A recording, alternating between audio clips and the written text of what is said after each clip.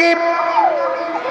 আরে বাবা অসুবিধা কি? আবার দেখি তুই যদি নামাজ না পড়িস তা আমি জাহান্নামে যাবো, অসুবিধা না? তা বলছে তুমি তো নামাজ পড়ো না। বলছে আমার জন্য আমি জাহান্নামে যাবো, অসুবিধা? তোর জন্য যাবো কেন? আমার জন্য আমি যাই, অসুবিধা নেই, কিন্তু তোর জন্য তো আমি জাহান্নামে যেতে পারবো। বলছে কাল খেতে পড়বান, তুমি ও করি না, কাল খেতে এখন শীতের রাত ডিস্টার্ব করে। কি শীত? ওর আগে নামাজ পড়ি, কাল বেঁচে থাকবো, তার কোনো গ্যারান্টি আছে?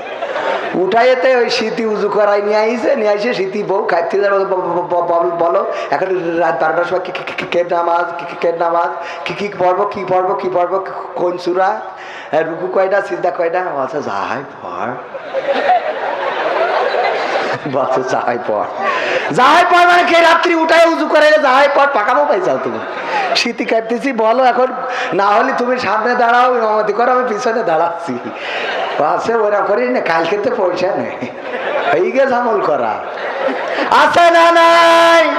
নিজে জানে না, নিজে মানে না, আবার স্ত্রীর তাপসী রাবিয়া ভাবে, স্ত্রীকে তাপসী রাবিয়া বানাইতে চায়। ওগো আমার স্বামীরা, ওগো আমার ভাইরা হবে না, ওগো আমার বাবাজিরা হবে না, যতক্ষণ পর্যন্ত না আপনি নামাজি হবেন, আজান হয়ে যাবে, মুয়াজ্জিন বলবে আসসালাতু খায়রুম মিনান নাওম। যখন বলবে আপনি মসজিদে চলে যাবেন, ঘুম থেকে উঠবেন, উজু করবেন, মসজিদে যাবেন, আপনি মসজিদ থেকে এসে দেখবেন আপনার স্ত্রীও যায় নামাজের পাটিতে বসে, হয় নামাজে না হয় কোরআনে তেলাওয়াতে ব্যস্ত আছি। ঠিক না বেঠে? আর যদি দুই একটা না থাকে তাহলে বলবেন ও হলো নূহ নবীর স্ত্রী। কে? দুই একটা না থাকলে কি? নূহ নবীর স্ত্রী। আল্লাহর নবী বললেন সবাই নৌকায় ওঠো। নূহ নবীর কিস্তি এখনো আছে না নাই? অনেকেই উঠতে চায় না, আমরা উঠবো সময় সুযোগ পালি, বললো যে নূহ নবীর কিস্তিতে ওঠো, কিন্তু না না, সবাই উঠলো, জোড়ায় জোড়ায় উঠে গেল, সব প্রাণী কুল থেকে উঠানো হলো, কিন্তু নূহ নবীর ছেলে এবং স্ত্রী দুইজন ওঠে। উঠেছে? এই জন্য আপনি নামাজ যদি পড়েন, এরপরে স্ত্রী যদি নামাজ না পড়ে, বলবেন ও নূহ নবীর স্ত্রী, ওর বলি লাভ নেই, ও হবে না, পানিতে সুবাইনো ছাড়া কোনো রাস্তা নেই। ওর জন্য একেবারে আল্লাহ ডাইরেক্ট সুবানি খাওয়া ছাড়া আর কোনো রাস্তা নেই। আপনাদের আগে ভালো হওয়া লাগবে। আপনারা যদি ভালো না হন, একজন আমার মা বোনেদের মধ্যে একজন ওর মানত করিয়েছে যে হুজুরির আমি দুটো আমার এই যে কক কক করা সাইড দেওয়া একটা মুরগি আছে, সাইড দেওয়া মুরগি বলুন তো, কিছু মোরগ আছে যে মুসলমানিতে থুয়ে দেয়, ওইটা যেন বড় হয়, এটা করবেন না, ওকে তো শখ আল্লাহ থাকতে পারে। তো এই যে ধরেন মোরগ এই করেছে, করার পরে বড় হয়েছে, ওইটা হুজুরির খাওয়াবে। এখন হুজুরির দাওয়াত দিয়েছে, হুজুর বলতেছে আপনি কি নামাজ পড়েন? বলছে না। বলছে আমি বেনামাজির বাড়ি কোনোদিন খাইনে খাবো না। স্ত্রী যেয়ে বলছে স্ত্রী গো, হুজুর তো আকাঠা মার খাবো, বেনামাজির বাড়ি খাবে না। তা বলছে তাহলে তুমি নামাজ পড়ো। বলছে আমাদের তো হবে না। বলছে তাহলে আমি তো মানত করেছি, মোরগ যদি মরে যায় আল্লাহর কাছে কি জবাব দেবো? বলছো কি জবাব দেবেন, আমি করবো কি? কই তুমি যে কোনো ভাবে তুমি হুজুরে রাজি করাও। বলছে আমি শুনেছি হাদিসে আম পাড়ায় নাকি আছে যে বোঝনি মিছে কথা কওয়া যায়। হাদিসে আম পাড়ায় খুঁজে পেয়েছে, ওকে তো কিতাবে মানে অসুবিধে নেই, কিতাবে আছে। কোন কিতাবে? ফরহাদ হোসেন বলেছিল। কে বলেছিল? খাজা বাবা বলেছিল। এটা হলো কিতাবে আছে। ও আমার ভাইরা যা কিতাবে আছে, কবির বিন সামাদ বলেছিল, এটা হলো কিতাবের নাম। কিতাবে আছে, পড়ে পেয়েছি যে বোঝন নিমিত্তে বলা যাবে, অসুবিধা নেই, আমি আর দুদিন যাক। তারপরে হুজুরির বলবানে দুদিন পরে হুজুরি বলছে হুজুর আমি নামাজ পড়া ধরেছি, এইবার দাওয়াত চান। বলছে তাহলে ঠিক আছে যাবানে। হুজুর এসেছে, ভাত নিয়ে বসা, গোশতের মুরগির মোরগের গোশ, দুই বাটিতে, খুব সুন্দর। এবার স্বামীকে ওই পুরুষকে বলতেছে বলো ফজরের নামাজ কয় রাকাত? বলছে হুজুর খাওয়ার সময় কথা কথি নেই, খাওয়ার সময়। বলছে এ তো আমি বলবো, তুই বলিস ঠিক না বেঠে? কসমেটিক্স এর দোকানে গেলাম, যাওয়ার পরে বললাম ফেয়ার এন্ড লাভলি দেন। ও ফেয়ার এন্ড লাভলি বলছে কোনটা তো আসল না নকল? আমি বললাম আসলটা দে। কেউ ওয়াজ করে কি কম টাকা পায় নাকি? ও দিতে গেছে, হঠাৎ করে দুইজন মহিলা এসে হাজির, এসে বলতেছে ভাই চিনতে পারিছেন? বলছে হ্যাঁ ওই যে আপনি সেই মালয়েশিয়ায় থাকে আমাদের আবুল ভাইয়ের বউ না? হ্যাঁ আজ অনেকদিন পরে আসবে। হ্যাঁ কেবল টাকা পাঠাইলো, উঠাই নিয়ে পরে আপনার দোকানে চলে আসি। বলছে হুজুর সরে যান। আমি বলছি শরীর যাবো, তো ফেয়ার অ্যান্ড লাভলি দেবেন না? বলছে হুজুর আপনার মুখই তো সব দাড়ি, বাঁকবেন কেন? তাই বলছি দাড়ি নাই আমার উঠেছে, আমার বোধ তো আর উঠিনি। আমার বোর মাখাবা না আর আমি না হয় খাবা না। আমি মেয়েকেও দেখি অত বেশি পরিষ্কার হয় না। বিয়ের আগে খুব মাখতাম যে ভালো জায়গায় যেন একটা বিয়ে হয়। বিয়ের পরে ফেয়ার অ্যান্ড লাভলি মাখাই বাদ দিছি, ও দরকার নেই, যা হওয়ার তা হয়েই গেছে, আর খেলা হবে না। হ্যাঁ ও আমার ভাইরা, কি বিয়ের আগে একটু ভাব আসে না মানুষের মধ্যে? ভাই আসে, এটা আমরা ও বয়স পার করতে আছি না, একটু চুলির ফ্যাশন ম্যাশন।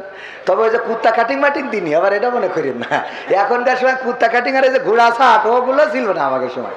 এইগুলো যারা দেয় চুল ধরি নেড়া করে দেবে, খাটাস কুতাকার। তো এই যে অবস্থা, এগুলো যুবকেরা এই জাতীয় ছাট দেওয়া যাবে না, এই জাতীয় ছাট কাটিং মাটিং ভদ্রতার কাটিং দিয়ে রাখবেন, ওইটাই সুন্দর, ঠিক না বেঠিক? ও আমার ভাইরা, এরপরে আমি বললাম দেন তাড়াতাড়ি বাচ্চা হুজুরটা একটু সরিয়ে দেবেন, মেয়ে মানুষের গায়ে যদি ঘেঁষা লাগে গুনাহ হবে তো। আমি বলছি ওরে বাবা, আমি হুজুর হাদিস বলবো না বললে তুমি কসমেটিক দোকানতে আমার ফতোয়া মারতেছি। এরকম ফতোয়া দেওয়ার লোক আছে না নাই? তো এখন ওই যে বলছে যে বলেন আপনি ফজরের ফরজ নামাজ কয় রাকাত, আমি না শুনে খাবো না। বলছে হুজুর খাওয়ার সময় কথা বলতে নেই, খাওয়ার সময় কথা বলতে নেই, সে আমি জানি, বলা যাবে কি যাবে না, আমার গুনাহ হবে না, বলেন আপনি। বলছে হুজুর খেয়ে নেন, খাওয়ার শেষে লাস্টে বলে দেবো, শুনে চলে যাবেন। স্ত্রী রান্নাঘরতে ইশারায় বলতেছে বলো 2 রাকাত 2 রাকাত, রান্নাঘরতে দেখাইতেছে নকল। বলছে হুজুর খেয়ে নেন, হুজুর খান, লাস্টে আরে বউ বলছে 2 রাকাত। বলছে হুজুর বলাই কি লাগবে? হ্যাঁ বলা লাগবে। হুজুর ফজরের ফরজ নামাজ হলো 4 রাকাত। হুজুরের রাগ হয়ে গেছে, উঠে দিয়েছে হাঁটা। ফজরের ফরজ নামাজ পড়া ধরেছে, আমার সাথে মিথ্যে কথা। উঠি যে হাঁটাতেছে, স্ত্রী রান্না ঘরতে ঝাঁপ দেয়সি, বলছে এই মোরগ আমার এই মানতের গোস্ত হুজুরির খাওয়ানো লাগবে, না হলে আমি আল্লাহর কাছে দায়ী থেকে দেবো। এই এখন হবেটা কি? তুমি করলে কি? আমি কবার রান্না ঘরতে দেখালাম 2 রাকাত 2 রাকাত, এটা দেখাতে পারলে না? বলছে এই জন্যই তো আল্লাহ তোর বউ করে রেখেছে। এই আমি যে হুজুরি 4 রাকাত বললি রাখতে পারিনি, ও 2 রাকাত বললি থাকতো, ও তো মারি বসতো আমার। আমি তো 2 রাকাত বাড়াই বলেছি, তাই থাকলো না। আর 2 রাকাত বললে থাকে। কি হবে বেঁচে থেকে অযথা বিদ্যা শিখে যদি না গড়তে পারি শোষণবিহীন সমাজটাকে? কি হবে বেঁচে থেকে? কি হবে ছাত্র সেজে চুমু খেয়ে সরদ খানা যদি হয় বিদ্যালয়টা পতিতাদের আড্ডাখানা? কি হবে ছাত্র সেজে চুমু খেয়ে সরদ খানা যদি হয় বিদ্যালয়টা শরীফাদের আড্ডাখানা? এর চেয়ে মরাই ভালো দেশ ছেড়ে যাওয়াই ভালো, এর চেয়ে মরাই ভালো দেশ ছেড়ে যাওয়াই ভালো। কি হবে ধোঁকা দিয়ে বিবেকটাকে, কি হবে ধোঁকা দিয়ে বিবেকটাকে? কি হবে বেঁচে থেকে অযথা বিদ্যা শিখে যদি না গড়তে পারি শোষণবিহীন সমাজটাকে? কি হবে বেঁচে থেকে? কি হবে যুবক নামের বোঝা হয়ে এই ধরাতে যেখানে মা বোনেরা ধর্ষিতা হয় দিনে রাতে? কি হবে যুবক নামের বোঝা হয়ে এই ধরাতে যেখানে মা বোনেরা ধর্ষিতা হয় দিনে রাতে? যৌবনের সার্থকতা ঘুষিবে সকল ব্যথা, যৌবনের সার্থকতা ঘুষিবে সকল ব্যথা। পারো যদি বলি দিতে মানুষরূপী পশুটাকে, পারো যদি বলি দিতে মানুষরূপী পশুটাকে? কি হবে বেঁচে থেকে অযথা বিদ্যা শিখে যদি না গড়তে পারি শোষণবিহীন সমাজটাকে? কি হবে বেঁচে থেকে? কি হবে লেখালেখি কলমবাজির এই মহা সমাজের আসল চিত্র যদি না যাই তুলে ধরা? কি হবে টিভি চ্যানেল সাংবাদিকের এই ক্যামেরা সমাজের আসল চিত্র যদি না যাই ভিডিও করা? যদি ওই ঘুষের বলে কলমটা উল্টো চলে, যদি ওই হ্যালো কলে ক্যামেরা উল্টো বলে, তবে কি যাবে রোখা দুর্নীতিকে? যাবে? তবে কি যাবে রোখা দুর্নীতিকে? কি হবে বেঁচে থেকে অযথা বিদ্যা শিখে যদি না গড়তে পারি শোষণবিহীন সমাজটাকে? কি হবে বেঁচে থেকে? কি হবে নামাজ রোজা ইমানদারির ভয় করে কোরআনের কর্মীগুলো থাকে যদি কারাগারে? আছে না নাই? আমার মামুনুল হক এখনো পর্যন্ত কারাগারে হাজিরা দিতে দিতে ক্লান্ত শ্রান্ত। আর আমার পরিমধুর, আমার পরিমণি না, আপনাদের পরিমণি যখন জেলখানায় যায় ওখান থেকে বের হয় হাতে থাকে মেহেদির রং। ঠিক না বেঠে? অবস্থা খুব খারাপ। কয়দিন আগে পত্রিকায় দেখলাম এক মাদক মামলার আসামি, সে মাদক মামলায় হাজিরা দিতে এসে আবার পুলিশের মোটরসাইকেল চুরি করে নিয়ে বাড়ি চলে গেছে। সহ্য না করি পারবেন কি করি? হ্যাঁ, এর মতো ব্রিলিয়ান্ট আর আছে? এক মামলায় হাজিরা দিতেছে আর একটা তেজবাড়ি দিয়ে। আল্লাহ রে, এই জাতীয় মানুষেরা যায় আবার মুক্তি পায়। মুক্তি শুধু পায় না, ডাইরেক্ট মোটরসাইকেল পুলিশের গাড়ি চুরি করে বাড়ি গেছে। তাহলে পাটাটা দেখেন, বুকের পাটা আছে না নাই? অথচ আমি মাঝে মাঝে প্রায় বলবো আজকে বলবো, বর্ডারের কাছে যাদের বাড়ি তারা বসবেন, মিস্টার বল্টু মিয়া ও সাইকেলে করে আধা বস্তা বালু নিয়ে আসতেছে। বলতেছে, বল্টু তোর সাইকেলে কি করি, কি পাচার করছিস? বলছে, স্যার বালু। স্যার কয়, বালু কি বাংলাদেশে নেই? ভারত থেকে কেন পাচার করা লাগবে? বলছে, স্যার চেক করে দেখেন বালু। স্যার খুলে দেখে সত্যি না বালু, কাছে যা ছেড়ে দিলাম। পরে দ্বিতীয় দিন আবার সাইকেলে করে আধা বস্তা বালু। বল্টু দাঁড়া, সাইকেলে করে তুই বস্তায় করে কি পাচার করছিস? স্যার বালু। স্যার কয়, প্রতিদিন বালু না, চেক করবো। দাঁড়া, চেক করে দেখে না সত্যি বালু, ছেড়ে দিয়েছে রে। এরপরে আবার পরে তৃতীয়তম দিনে দেখে সাইকেলে করে নিয়ে আসতেছে। এই সাইকেলে করে কি পাচার করছিস? স্যার বালু। স্যার এই বালু প্রতিদিন, এই বালু ঢাকায় পাঠাবো, তারপরে চেক করা হবে যে এই বালু নাকি অন্য কিছু। ঢাকায় পাঠালো, চেক করা হয়ে গেল। চেক করার পরে দেখে না বালু ছাড়া কিছু নেই। বল্টুর সাথে মুরারি কাঠির বাজারে দেখা। বল্টুরে বলতেছে, বল্টু তুই একটু আল্লাহর কিরে করি আজকে ক, তুই প্রতিদিন সাইকেলে করে আধা বস্তা বালু কেন পাচার করিস? বালু কি বাংলাদেশে নেই যে তোর ভারতে পাচার করতে হবে এত কষ্ট করে? বলছে, স্যার সত্যি বলবো নাকি? বলছে, তুই সত্যি করি ক, তোর মা বাপের দোহাই দিয়ে বলছে, আল্লাহর কসম দিয়ে বলছি। বলছে, স্যার গো, আমি আসলে সাইকেলে করে বালু পাচার করি না, আমি ডাইরেক্ট ওই সাইকেলটা পাচার করি। কি পাচার করে? ওই সাইকেল পাচার করার পরে পরে চেক করে কি? আমাদের অবস্থা তাই। কত বড় বড় আসামি, কত খুনি, কত বাটপার, কত সিটার, কত পকেট মার। আসলে কি রাতেই দিন ফুরাবে? দিন কার কখন ফুরাবে বলে কয়ে আসবে কেউ জানবে না, কাউকে জানানো হবে না, ওয়ার্নিং দেওয়া হবে না। দেখবেন যে অনেকেই মরতে মরতে বেঁচে যায়, আবার যে মানুষটার মরার কথা না সেই মানুষটা মারা যায়। বলেন ঠিক না বেঠিক? মরতে মরতে বেঁচে যায়। আহারে কতদিন ধরে পড়ে আছে, সবাই বলেছে আর বাঁচবে না। ঢাকায় পাঠানো হয়েছে, বলেছে ফেরত নিয়ে যাও। ভারতে নিয়ে গেল, হঠাৎ করে সুস্থ হয়ে বাড়িতে চলে আসলো। মানুষে বলে, দেখো মরতে মরতে লোকটা বেঁচে গেছে। আবার এমন মানুষ অনেকেই আছে হঠাৎ করে মারা গেল, নিজের কানটাও বিশ্বাস করা যায় না আসলেই কি মারা গেছে কিনা। ঠিক না বেঠে? তার মানে মৃত্যু বলে আসবে না। মৃত্যু যখন আসবে তখন সেই কবরের প্রস্তুতি নেওয়ার দরকার আছে না নাই? কি নিয়ে দাঁড়াবো, কি নিয়ে হাজির হব আল্লাহর কাছে? চিন্তা কি করেছেন কখনো? মাঝে মাঝে নিজের বিবেকের কাছে যখন প্রশ্ন করি, ওগো বিবেক বলে দাও, যদি আজকে আল্লাহ ডেকে নেয়, আল্লাহর কাছে আমলের খাতায় কি দেখাবা? দেখানোর মতো কি আছে? নামাজ পড়েছি কিনা, কোরআন পড়েছি কিনা, ভালো কাজ করেছি কিনা, মন্দ কাজ ছেড়েছি কিনা? যদি একটা দিনের হিসাব আল্লাহ চায়, আজকের হিসাবটাও আপনি একটু আত্মসমালোচনা করে দেখেন। যদি আজকের হিসাবটাই আল্লাহর কাছে দাখিল করা লাগে, বলেন ভালো কাজ বেশি করেছি না মন্দ কাজ? হিসাব করেন। এই গ্রামে কি শুধু এতগুলো লোক নাকি আরো আছে? হাজার হাজার মানুষ। অত্র অঞ্চলে হিন্দু আছে, হিন্দুদেরও পূজা হচ্ছে না? হচ্ছে না? হিন্দুদের পূজা হচ্ছে। আজকে আমি রাস্তায় যাওয়ার পথে দেখলাম পূজা মন্দিরের সামনে ভিড়, প্যান্ডেলে তাদের পূজা মণ্ডপে একটু জায়গা নাই, রাস্তায়ও ভিড়। অথচ মুসলমান কোটি কোটি, তারা সংখ্যালঘু আমরা জানি হিন্দুরা, আর মুসলমান কোটি কোটি মুসলমান, এত সংখ্যা গরিষ্ঠতা।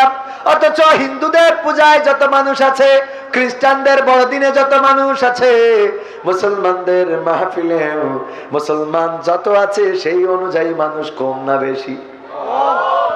তাইলে বলেন কি নিয়ে দাঁড়ানো? অভিভাবক হিসাবে আমরা কাকে চাই? কাকে চাই? আল্লাহ ছাড়া আমাদের কোন অভিভাবক থাকবে না। সেটাই গানে গানে আল্লামা তারেক মনোয়ার সাহেব বলেছেন। যে ওগো আল্লাহ, যেদিন কোনো সাথী থাকবে না, যেদিন কোনো বাতি থাকবে না, যেদিন কোনো আলো থাকবে না, যেদিন উপকার করার মতো কেউ থাকবে না, ওগো আল্লাহ ওই দিন তুমি আমার সাথী হয়ে যাইও। বলেন আমিন। আল্লাহ সাথী হইলে কত উপকার। আল্লাহর নবী সাল্লাল্লাহু আলাইহি সাল্লামের স্ত্রী বিবি খাদিজা রাদিয়াল্লাহু তাআলা আনহা ইন্তেকালের সময় রাসূলকে ডাকলেন, পাশে বসালেন, বসিয়ে বললেন, ওগো রাসূল, ওগো আমার স্বামী, আমি কোনোদিন আপনাকে বেকায়দায় ফেলি নাই, কোনোদিন আপনার কাছে কিছু চাই নাই, কোনোদিন আপনাকে বলি নাই এটা দেন, এটা দিলেন না কেন, এটা করলেন না কেন, এটা হইল না কেন, আমি তো কোনোদিন কিছু বলি নাই, কিন্তু আজকে ইন্তেকালের সময় আপনার কাছে তিনটা জিনিস চাই। কয়টা? কয়টা? এখানে যুবকদের আয়োজনে মাহফিল, আওয়াজে কি একটু জোরে দেওয়া যাবে? কয়টা? তিনটা জিনিস আপনার কাছে আবদার করবো গো নবী।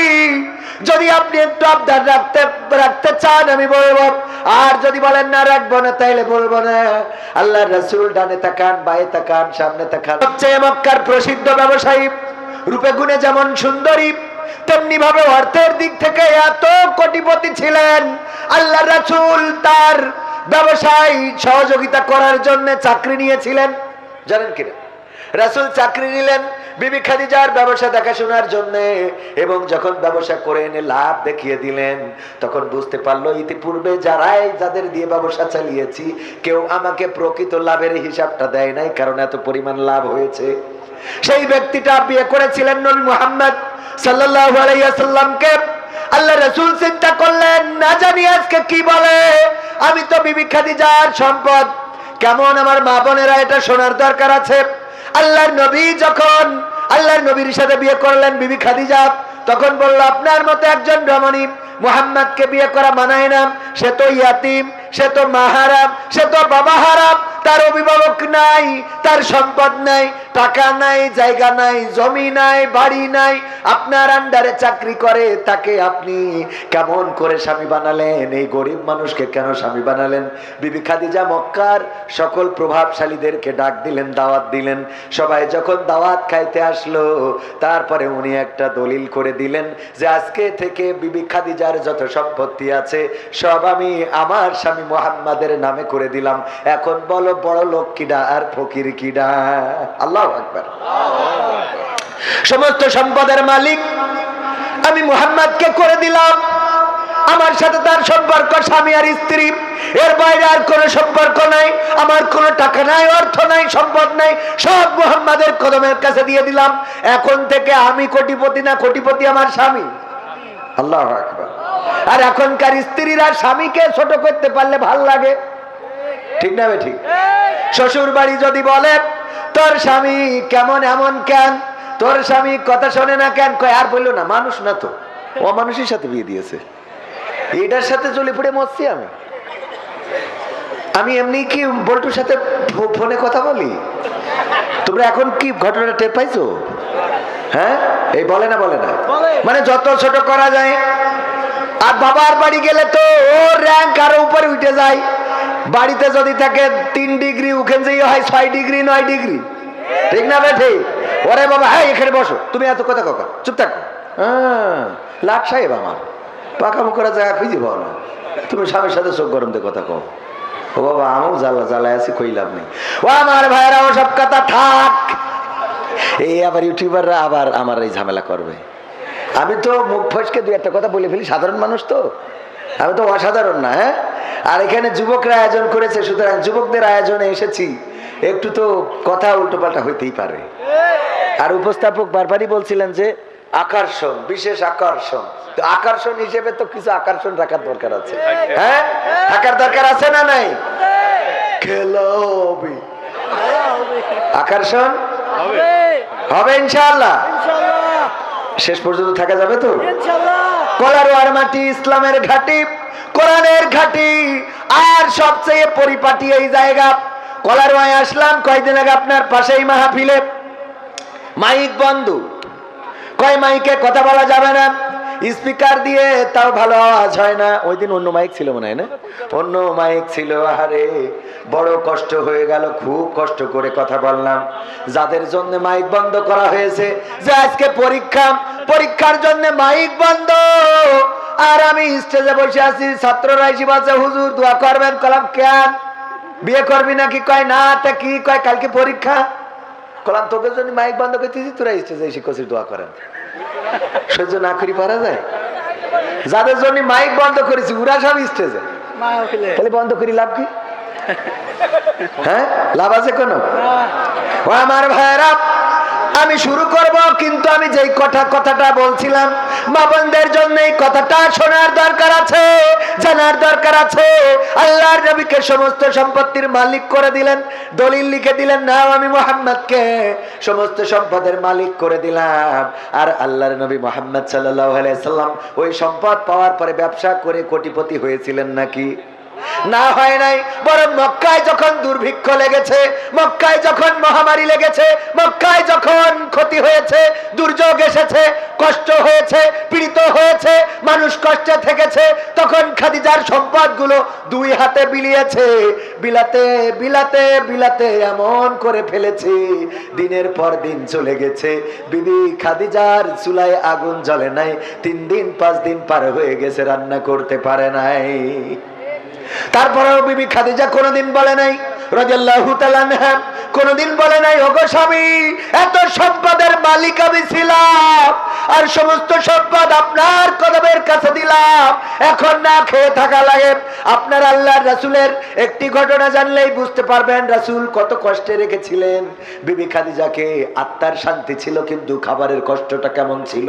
আল্লাহর রাসূল যখন মদিনায় সুদিন ফিরে আসলো, রাষ্ট্র ক্ষমতায় বিশ্ব নবী সাল্লাল্লাহু আলাইহি সাল্লাম যখন বাড়িতে গোশত রান্না হতো, তখন গোশত একটু আম্মা আয়েশা রাদিয়াল্লাহু তাআলা আনহাকে বলতেন, আয়েশা কিছু গোশত একটু বাটিতে দাও, আমি মদিনায় ঘুরে ঘুরে দেখতে চাই বিবি খাদিজার কোনো বান্ধবী বেঁচে আছে কিনা। আমি কোনোদিন বিবি খাদিজাকে পরিতৃপ্ত করে খাওয়াতে পারি নাই, কোনোদিন তাকে পেট ভরে খাওয়াতে পারি নাই। যদি তার কোন বান্ধবী বেঁচে থাকে, তাকে আপ্যায়ন করে পরিতৃপ্ত হতে চায়। আল্লাহর রাসূল বিবি খাদিজাকে ঠিকমতো খাওয়াতেও পারেন নাই।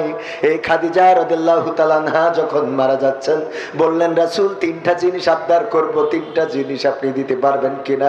যখন আল্লাহর পক্ষ থেকে রাসূল সাল্লাল্লাহু আলাইহি সাল্লাম অনুমতি প্রাপ্ত হলেন, বললেন, ওগো খাদিজা, বলো তোমার কি 3টি দাবি আছে। বিবি খাদিজা রাদিয়াল্লাহু তাআলা আনহা বললেন, রাসূল গো, আমি মারা যাওয়ার পরে আপনার কাফন, আপনার জামা দিয়ে আমার কাফন পরাবেন, অথবা আমার কাফনের সাথে আপনার একটা জামা গায়ে জড়িয়ে দিবেন। 2 নম্বর হলো, আমার কবরে যখন কবর খনন করা হয়ে যাবে, ওই কবরটায় আপনি একটু গড়াগড়ি দিবেন। আর 3 নম্বর হলো, যখন মুনকার নাকির এসে প্রশ্ন করবে, ওগো রাসূল, আপনি দাঁড়িয়ে থেকে আমার প্রশ্নের জবাবটা দিয়ে দিবেন। আল্লাহ রাসূল বললেন, এমন ওসিয়ত কেন করলে খাদিজা? খাদিজা রাদিয়াল্লাহু তাআলা আনহা বললেন, ওগো নবী, আমি বড্ড ভয় পাই, কবরকে ভয় পাই। যেই কবরে রেখে আসবেন, সাথী থাকবে না, বাদী থাকবে না, আপন কেউ থাকবে না, অভিভাবক থাকবে না, কাউকে বলার মতো কোনো মানুষও পাবো না। ওই কবরে যদি কষ্টে পড়ে যায়, কে আমাকে উপকার করবে গো নবী? এই জন্য আপনার যে গায়ের জামা যদি আমার শরীরের সাথে, আমার কাফনের সাথে জড়িয়ে দেন, আল্লাহ রাব্বুল আলামিনের ফেরেশতারা আমার সাথে বিয়াদবি করবে না। যদি কবরটাই আপনি একটু গড়াগড়ি দেন, আপনি বলেছেন কবর কারো জন্য এত সংকুচিত হয়ে যাবে যে 2 পাশ থেকে চাপ দিবে, এক পাজরের হাড় অপর পাজরে, অপর পাজরের হাড় আর এক পাজরে ঢুকে যাবে। ওগো রাসূল, আমি ভয় পাই, না জানি ওই কবর আমার জন্য সংকুচিত হয়ে যায় কিনা। এই জন্য নবী গো, আপনি আমার কবরে গড়াগড়ি দিবেন। যেই কবরে আপনার দেহ মুবারক গড়াগড়ি খাইবে, সেই কবর আমার সাথে বিয়াদবি করবে না, এটা আমি বিশ্বাস করি। আর রাসূল মুনকার নাকির যখন এসে প্রশ্ন করবে, মান রব্বুকা ওয়া মান দীনুকা ওয়া মান নাবিয়ুকা, ওগো রাসূল, আমি ভয় পাই ওই ফেরেশতাদের সামনে বলতে পারবো কি পারবো না। এজন্য আপনি দাঁড়িয়ে থাকবেন, সবাই চলে আসবে, কিন্তু আপনি দাঁড়িয়ে থেকে আমার প্রশ্নের জবাবটা দিয়ে দেবেন রাসূল, এটা আমার আবদার। আল্লাহ রাসূল বললেন ঠিক আছে, আমি তোমার আবদার পূরণ করব। আল্লাহ রাসূল সাল্লাল্লাহু আলাইহি সাল্লামের স্ত্রী বিবি খাদিজা ইন্তেকাল করলেন। আল্লাহ রাসূল নিজের জামা দিয়ে কাফন পরালেন, তারপরে কবরটাই গড়াগড়ি দিলেন। কবর দেয়া হয়ে গেল, সবাই চলে এসেছেন। রাসূল সাল্লাল্লাহু আলাইহি সাল্লাম কবরের কাছে দাঁড়ানো। সাহাবীরা কারো ডাকার সাহস নাই, রাসূলকে কেমন করে ডাকবেন? রাসূল আসেন না, কেউ ডাকতে সাহস পায় না। রাসূল দাঁড়ানো দাঁড়ানো দাঁড়ানো। ফেরেশতা আসে না, মুনকার নাকির আসে না, জিজ্ঞাসা করার জন্য ফেরেশতা আসলো না। হঠাৎ করে জিবরিল আলাইহিস সালাম এসে বললেন, ও আল্লাহর নবী, আপনি চলে যান, বাড়িতে যান, যে ফাতেমা, কুলসুম, রুকাইয়া, তারা জয়নব, তারা কান্নাকাটি করে, আপনি যে তাদেরকে সান্ত্বনা দেন। ফাতেমা বড় কান্না করতে করতে মুমূর্ষু হয়ে পড়েছে। আল্লাহর রাসূল বললেন, আমার খাদিজা তো আমাকে ওসিয়ত করেছে, সেই ওসিয়ত পালন না করে কেমন করে যায়? দুইটা পালন করেছি, একটা বাকি। ফেরেশতা জিবরাইল আলাইহিস সালাম বললেন, ওগো রাসূল, আপনি বাড়ি যান, যেই কারণে আপনার খাদিজা আপনাকে এখানে দাঁড় করিয়ে রেখেছে, এটা স্বয়ং আল্লাহ রব্বুল আলামিন মিটিয়ে দিয়েছেন। তার মানে হলো মুনকার নাকিরের প্রশ্নের জবাব, যেই প্রশ্নের জবাবের ভয় খাদিজা পেয়েছে, ওই প্রশ্নের জবাব আরশে আজিম থেকে আল্লাহ রব্বুল আলামিন নিজে দিয়ে দিয়েছেন। বলেন সুবহানাল্লাহ। সুতরাং আল্লাহ অভিভাবক হলে আমাদের কি আর কোনো ভয় থাকে? আল্লাহ কবরটাই যেন আমার সওয়াল জবাব, আমাদের সওয়াল জবাব সহজ করে দেন। ওগো আমার ভাইরা, ওগো এলাকাবাসী, ওগো আমার মুসলমানেরা, একটু যদি কোরআনের কথাগুলো শুনতাম, জানতাম, আল্লাহ রাসূলের জীবন জানতাম, নবীর সাহাবীদের জীবন জানতাম, তাইলে আমাদের আর এমন করে করে মাইকিং করে করে ডেকে ডেকে ওয়াজ শোনানো লাগতো না। সবাই নিজেরাই বুঝতাম আমাদের কেমন করে চলতে হবে, কেমন করে বলতে হবে, কেমন করে খাইতে হবে, কেমন করে শুইতে হবে। কিন্তু আমরা এগুলো জানার চেষ্টা করি না, আর মানা তো আরো দূরে থাক। ঠিক না বেঠে?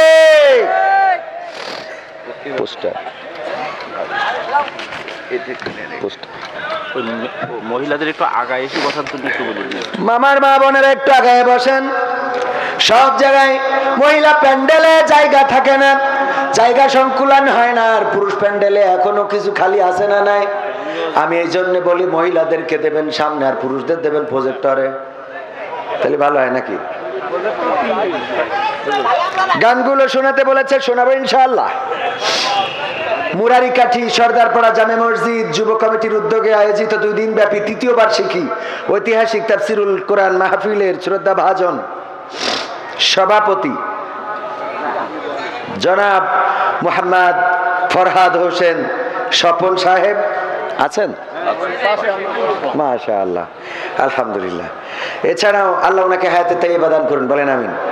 এছাড়া আরো আমন্ত্রিত অতিথিদের মধ্যে থাকার কথা জনাব মোহাম্মদ আমিনুল ইসলাম লালটু, শেখ ইমদাদুল ইসলাম, জাহাঙ্গীর হোসেন, আলহাজ শেখ নজরুল ইসলাম। আমার আগে আলোচনা করেছেন জনাব মাওলানা আমির আহমদ আলী আহমদ সাহেব, ধর্মীয় শিক্ষক, মুরারিকাঠি ইউনাইটেড। জোড়াটা আমি সোজা করে দিতে পারলে নিজেকে ধন্য মনে করতাম, কারণ অনেক হাফেজে কোরআন, অনেক মাওলানা, মুফতি, মুফাসসির, মুহাদ্দিস বসে থাকেন, আর আমি বেয়াদবের মতো কথা বলি অযোগ্য মানুষ হয়ে। আল্লাহ যেন আমাকে ক্ষমা করেন। আমি এত বড় কেউ হই নাই যে আপনাদের নিচে বসি উপরে বসে কথা বলবো, কিন্তু সমাজটা আমাদের এই জায়গায় নিয়ে চলে আসছে। সমাজটা এমন একটা জায়গায় নিয়ে আসছে যে বড় বড় জানিওয়ালারা কথা বললেও শুনবে না যদি সে ভাইরাল না হয়, এরকম না? এই জন্য আল্লাহ এই সমাজ থেকে আমাদের মুক্তি দিন, বলেন আমিন। আর এই মুক্তি দিয়ে আমি যদি ময়দান থেকে মাইনাস হয়ে যাই, তাও মোটেও কষ্ট পাবো না, বরং আনন্দিতই হব যে যারা সম্মান পাওয়ার যোগ্য তাদেরকে সম্মান দেওয়া হচ্ছে, এবং সম্মান দেওয়ার দরকার আছে না নাই? আমি প্রায় জায়গায় বলেছি, মাগরিবের পরে অথবা আসরের পরে যে বক্তাগুলো আলোচনা করে তাদেরকে ইজ্জত দিবেন, সম্মান দিবেন, হাদিয়াটা বেশি করে দিবেন। কারণ এরা শ্রোতা দেখে আলোচনা করে না, এরা আলোচনা করে আল্লাহকে দেখে, এরা আলোচনা করে রাসূলকে ভালোবেসে, এরা আলোচনা করে আল্লাহর সন্তুষ্টির জন্য। আর আমরা যারা আলোচনা করি সামনে লোক আছে কিনা, লোক কম হইলে আবার কমিটিরে বলি এত লোক কম কেন, কেমন প্রচার করছেন? তার মানে আমাদের লোক বেশি না হইলে আলোচনাও হয় না। এই জন্য আমাদের থেকে উনাদের আলোচনায় ক্যাচ করে বেশি, কাজ করে বেশি, আসর করে বেশি, কিন্তু ওদের আলোচনা শোনার শ্রোতা পাওয়া কষ্ট হয়ে যায়। কারণ ওই যে বলেছি ভাইরাল রোগে আক্রান্ত, এই ভাইরাল রোগ থেকে আমাদের সরে আসতে হবে। আর ভাইরাল রোগ থেকে সরে আসার জন্য আগেই বললাম, যদি আমি মাইনাস হয়ে যায় তাতে আমি মোটেও দুঃখ পাবো না, কারণ যারা সম্মান পাওয়ার যোগ্য তাদের ইজ্জত আমি ব্যক্তিগতভাবেই দিতে চাই। উপস্থিত আছেন গণ্যমান্য ব্যক্তিবর্গ, আছেন পর্দার অন্তরালে মা এবং বোনেরা, বিশেষ করে মুরারিকাঠি যুব সমাজের আমার কলিজার টুকরা যুবকেরা, সবাইকে অন্তরান্তরস্থল থেকে আনুষ্ঠানিকভাবে সালাম জানাচ্ছি, আসসালামু আলাইকুম রাহমাতুল্লাহ। আমরা আল্লাহর শুকরিয়া আদায় করি যে মহান রব দয়া করে মায়া করে আমাদেরকে মানুষ হিসাবে সৃষ্টি করেছেন। আমাদেরকে আল্লাহ চাইলে অন্য কোনো প্রাণী করে পাঠাতে পারতেন না? যে আল্লাহ আমাদেরকে মানুষ করে পাঠালেন, সে আল্লাহর শুকরিয়া আদায় করে বলছি আলহামদুলিল্লাহ। আল্লাহ আমাদের শুধু মানুষ বানান নাই, বিনা চাওয়ায় বিনা দরখাস্তে আল্লাহ আমাদেরকে মুসলমানের ঘরে জন্মগ্রহণ করিয়েছে। আলহামদুলিল্লাহ বলবেন না? যদি একজন হিন্দু হইতেন, হিন্দু ধর্ম নিয়ে আমার কোনো আক্ষেপ, কোনো অভিযোগ নেই, যাদের ধর্ম তাদের কাছে সুন্দর। কিন্তু দেখেন, একজন হিন্দু যদি হয়ে কেউ মারা যায়, এই লাশটাকে আগুনে পোড়ানো হয়, বাবাকে পোড়ায় সন্তান, সন্তানকে পোড়ায় বাবা। এটা কি ওদের কাছে জানি না কতটুকু সহনশীল, আমাদের কাছে কষ্টের নাকি কষ্টের না? আবার আমি মালয়েশিয়াতে ছিলাম, ওখানে বৌদ্ধ ধর্মের অনুসারী যারা, বৌদ্ধ ধর্মের যদি কোনো লোক মারা যায়, মালয়েশিয়ায় চাইনিজ অনেকেই আছে, মালয়েশিয়ায় ছিল, আছে নাকি এখানে কেউ? ওই যে আডা সাতো ওরাং, দো ওরাং, তিগা ওরাং, আডা মাই ভাইয়া ওরাং, ভাইয়া ওরাং ডুলু ডুডুডি মালয়েশিয়া গে। আলহামদুলিল্লাহ অনেকেই ছিল মালয়েশিয়ায়। এই মালয়েশিয়ায় যারা চাইনিজদের মারা যাওয়া দেখেছে, চাইনিজরা মারা গেলে ওর লাস্টারে কফিন করে নিয়ে তারপর ইচ্ছা মতো খাওয়া দাওয়ার আয়োজন, আনন্দ চলে, খায় দায়, গান গায় আর ফুর্তি করে। 2 দিন 3 দিন, যত বড় লোক তত দেরি করে খবর দেবে। বোঝেন, মরে গেছে ওরে কফিনে রেখে সবাই এসে দেখে আর ইচ্ছা মতো মন খুলে খাওয়ার কোনো শেষ নেই। 2 দিন 3 দিন খাওয়ার। ভাই সত্যি বলছি তো, যারা মালয়েশিয়ায় ছিলেন, সত্যি বলছি তো, এ কথা মিথ্যা না। দেখেন, এই জাতীয় কোন ধর্মের অনুসারী যদি করতো, আপনি মারা যাওয়ার পরে কফিন করে সুন্দর করে লাশটা যেন গন্ধ না হয়, যেন পচে না যায়, সেইভাবে মোটামুটি কায়দা কানুন করে নিয়ে তারপরে অনুষ্ঠান চলে, খাওয়া দাওয়া, ফুর্তি, নাচ গান, কত কি ওগো বাবা। এই জন্য আল্লাহ রাব্বুল আলামিন আমাদের এমন একটা ধর্মের অনুসারী করেছে, মারা যাওয়ার পরে সুন্দর করে গোসল করানো হয়, তারপরে নতুন জামা কাপড় পরানো হয়, তারপরে আস্তে করে খাটিয়ায় তোলা হয়, সুন্দর করে একটা নামাজ, দোয়ার নামাজ, জানাজার নামাজ পড়া হয়, তারপরে সুন্দর করে কবরে রাখা হয়, চেহারাটা ঘুরিয়ে কিবলামুখী করে দিয়ে আস্তে করে কবর দিয়ে চলে আসি। কিয়ামত পর্যন্ত আমাদের জন্য দোয়া হয় না? এই মাহফিল হচ্ছে, এই এলাকায় যত কবরবাসী আছে, দোয়া হবে না? তার মানে কিয়ামত পর্যন্ত দোয়া পাই, চাইলেও পাই, না চাইলেও পাই। কারণ আমরা বলি, আল্লাহ এই এলাকায় যত কবরবাসী আছে আল্লাহ ক্ষমা করে দাও, বলি না? তার মানে হলো পৃথিবী সৃষ্টির দিন থেকে শুরু করে আজ পর্যন্ত যারা মারা গেল সবাই এর মধ্যে পড়েছে না পড়ে নাই? এই জন্য আল্লাহর শুকরিয়া আদায় করে বলছি আলহামদুলিল্লাহ। আবার আল্লাহ রাব্বুল আলামিন না চাইতে আমাদেরকে এমন একটা কিতাবের মালিক করলেন, যে কিতাব পৃথিবীর পরে আর দ্বিতীয় আছে না, এবং হবেও না, হবে না। শুধু তাই নাই, আমি মাঝে মাঝে বলি, আমরা কত বই লিখলাম, আমরা তো প্রায় বলে থাকি, আমাদের বইয়ে লিখে দিই, যদি ভুল পান বলে দেবেন, এটা বাদ দিলাম। এ কথা তো শুনে শুনে মুখস্থ হয়ে গেছে। এখানে আমার কওমির ভাইয়েরা আছেন, চরমনার ভাইয়েরা আছেন, জামাতের ভাইয়েরা আছেন, আওয়ামী লীগের ভাইয়েরা আছেন, অনেক দলের লোক আছেন। জামাত ইসলামের অধিকাংশ বই লিখেছেন কে? মওদুদি। ইসলামী সাহিত্য লিখেছেন কে? আল্লামা মওদুদি, মাওলানা মওদুদি। আমার চরমনার ভাইয়েরা কিংবা জামাতের বিপক্ষ যারা, তারা মওদুদির বই পড়াটাকে গোমরা মনে করে, বই পড়লে গুনাহ হবে এরা মনে করে না? কথা কয় না, শুধু মনে করে না, এবার তো প্রশ্নপত্রেই ডাইরেক্ট লিখে দিয়েছে যে মওদুদি মতবাদ এটা বাতিল না সঠিক, এরকম কি একটা প্রশ্নও করেছে। এটা করা উচিত হয় না। যাই হোক, যা করে ফেলেছে। এখন আমি এটা উদাহরণ দেওয়ার জন্য বলছি, শোনেন, যে ধরেন মওদুদির বই আমার চরমনার ভাইয়েরা মনে করেন এটা পড়া যাবে না। শুধু তাই না, বেলা বলে আমার এক বন্ধু আছে, বলল ভাই আগে বুঝি নাই, এক সময় মওদুদির বই ইসলামের হাকিকত, নামাজের হাকিকত, রোজার হাকিকত এক জায়গায় করে আগুন ধরে পুড়াই দিয়েছি আমাদের উস্তাদের নির্দেশে। আমার বন্ধু সে এখন আমার বন্ধু। যাই হোক, ওটা উনি আমার বক্তব্য না। এবার আমি বলি জামাতরা আবার অথবা আহলে হাদিসরা চরমনায়ে পীর সাহেবের লেখা ভেদে মারফত এই বইটাকে পড়া মনে করে যে এটা পড়লে জাহেল হয়ে যাবে, মনে করে না? করে না? আমি কিন্তু একেবারে দুইটাই বলছি, যেটা সত্য তাই বলছি। মনে করে ভেদে মারফত পড়া যাবে, পড়া যাবে না, পড়লে গোমরাহ হয়ে যাবে। আবার আহলে হাদিসের ভাইরা মনে করে ফাজাইলে আমল পড়া যাবে, ফাজাইল আমলে মিথ্যা দিয়ে ভরা, জালা হাদিস দিয়ে ভরা। আমার আহলে হাদিসের ভাইরা ফাজাইল আমল সহ্যই করতে পারে না। আমরা তো তাও একটু সহ্য করি, কিন্তু আহলে হাদিসের ভাইরা সহ্য করে না। আবার আহলে হাদিসের ভাইদেরকে বলবো, ভাইরা আমার, আজকে এমন একটা বক্তব্য আমাদের চোখের সামনে পড়েছে, আমরা দেখলাম যেটা সত্যি, এটা প্রত্যাশিত না, এটা অন্তত আমার মনে হয় কোন আলেমের মুখ দিয়ে এমন কথা বলা উচিত। আপনাদের চোখের সামনে পড়েছে কিনা জানি না। জনাব শায়েখ আকরামুজ্জামান সাহেবকে বলতে চাই, আপনি বলেছেন শবে বরাতের রাতে মসজিদে ইবাদত করার চেয়ে পতিতালয়ে বেশ্যাখানায় রাত কাটানো অনেক ভালো কাজ। নাউজুবিল্লাহ! জাহেল, মূর্খ, বেলেহাজ, বেয়াদব বলতে কার্পণ্য করব না। একটা ইবাদতকে তুমি বেশ্যাখানার সাথে লাগিয়েছো। তোমার মতো আলেমেরা বাংলার মুসলমান দেখতে চায় না। তোমার নামে বিচার হওয়া, মামলা হওয়া দরকার। তুমি ইবাদত করারটাকে পতিতালয়ের সাথে লাগিয়ে দিয়েছো। তুমি বেদাত বললে আমি এত প্রতিবাদ করব না। তোমার গবেষণা থেকে বেদাত হইতেই পারে, ঠিক না বে ঠিক?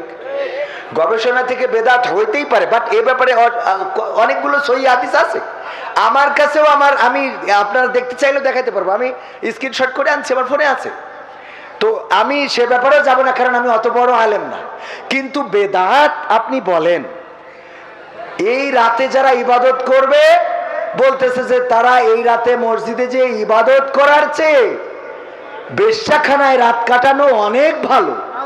নাউজুবিল্লাহ! কত বড় বেলেহাজ, কত বড় বাহাদব! আমার তো বিশ্বাস এটার লুঙ্গি খুলে চেক করা দরকার, মুসলমান নাকি আকাটা। ঠিক না বেঠে? আল্লাহর ইবাদত করার জন্য একজন মসজিদে যায়, যদি সে ভুল ইবাদত করে আপনি তাকে সংশোধন করে দেন, কিন্তু ইবাদত যে আল্লাহর জন্য করতেছে সেটাকে আপনি বেশ্যাখানায় নিয়ে গেলেন কিভাবে? এটা কি মানা যায়? আমি আমার আহলে হাদিস ভাইদের বলবো, আমি কিন্তু আপনাদের বিরোধী না, যদিও আমার আহলে হাদিস ভাইরা কয়েকদিন আগে থানায় যেয়ে আখড়াখাটির মাহফিল আমার নামে অভিযোগ করে জিডি করে মাহফিল বন্ধ করেছে। তারপর আমি আহলে হাদিস ভাইদের পক্ষের লোক, কারণ আমরা সঠিক হাদিস মানতে চাই। ঠিক না বে ঠিক? আমি বলেছি আপনারা যে আমার নামে অভিযোগ করে জিডি করে মাহফিল বন্ধ করলেন, কয়টা যাত্রাপালা বন্ধ করেছেন, কয়টা কনসার্ট বন্ধ করেছেন, কয়টা অশ্লীলতা বন্ধ করেছেন? 14ই ফেব্রুয়ারি কোথায় থাকেন? 14ই ফেব্রুয়ারি তো আপনাদের পাওয়া যায় না, যখন আমার যুবকেরা ভুল পথে চলে যায়। মন্টু মিয়ার বাগান বাড়ি তো আপনার দেখা যায় না, গদখালির ফুল বাগানে তো পাওয়া যায় না, ফতোয়া খালি মাহফিল আর মসজিদে। আমিন জোরে বলবে না আসতে বলবে, এটা নিয়ে ফতোয়া। কিরাম বোর্ডের উকেনে যে কিরাম বোর্ড খেলছে ওর নিয়ে ফতোয়া নেই। সত্যি বলছি না মিথ্যা বলছি? যে মসজিদে ঢুকেছে ও ঠ্যাং ফাঁকা করবে না আটো করবে, এই নিয়ে ফতোয়া। কিন্তু যে মোট নামাজ পড়ে না ওর নিয়ে ফতোয়া নেই। যে নামাজ পড়ে কুলুপ করে লুঙ্গি ধরে হেঁটে বেড়াচ্ছে ওর নিয়ে ফতোয়া। যে হেগে না শুইছে চলে এসে খেজুর গাছের রস খেয়েছে ওর নিয়ে ফতোয়া নেই। ঠিক না বে ঠিক? খেয়াল করেছেন আপনারা? ফতোয়া যত ভালো কাজের মধ্যেই ওদের ফতোয়া আছে। ফিলিস্তিনের বিপক্ষে ফতোয়া দেওয়া শুরু করে দিল, ইসরায়েলের পক্ষে ফতোয়া। ঠিক না বে ঠিক? দিয়েছে না দেয় নাই? এমনকি এত বড় জাহেল ওদের আলেমগুলো, আবু তাহা আদনান যখন বলল যে আকীদা দিয়ে ফিলিস্তিনের এই গণহত্যাকে সমর্থন করে, আমরা সেই আকীদাতে থুতু নিক্ষেপ করি, এই কথার কারণে আবার বলল আবু তাহা আদনানের ডেকে ওর মুখে মুইতে দাও। নাউজুবিল্লাহ বলবেন না? এটা কি মানা যায় বলেন তো? আমার এই জন্য মাঝে মাঝে মনে হয় যে বলতে হবে খেলা হবে, আইসো খেলা হবে। তুমি যে জাল হাদিসের দলিল দাও, এই জাল হাদিস কি রাসূল এসে বলে গেছে? তোমার কোনো না কোনো মাযহাব তো বলেছে। তুমি মনে করো যে মাযহাব মানা যাবে না, তা তুমি তো মাদানি মাযহাবের বাইরে যাও না। তুমি বলো ইমাম মানা যাবে না, তা তোমার ইমাম সাহেবের বাড়ি তো তুমি যাও না, তোমার আলবানির বাইরে তো তুমি যাও না। আমরা না হয় হানিফার মানি, ভুল করে গেছে, তা আলবানি সব ঠিক করে গেছে, এটা কি আল্লাহ ওহী নাজিল করে জানাই দেন নাকি?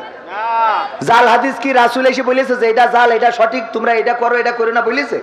জাল হাদিস তো বানাইছে কোনো না কোনো মানুষ নাকি?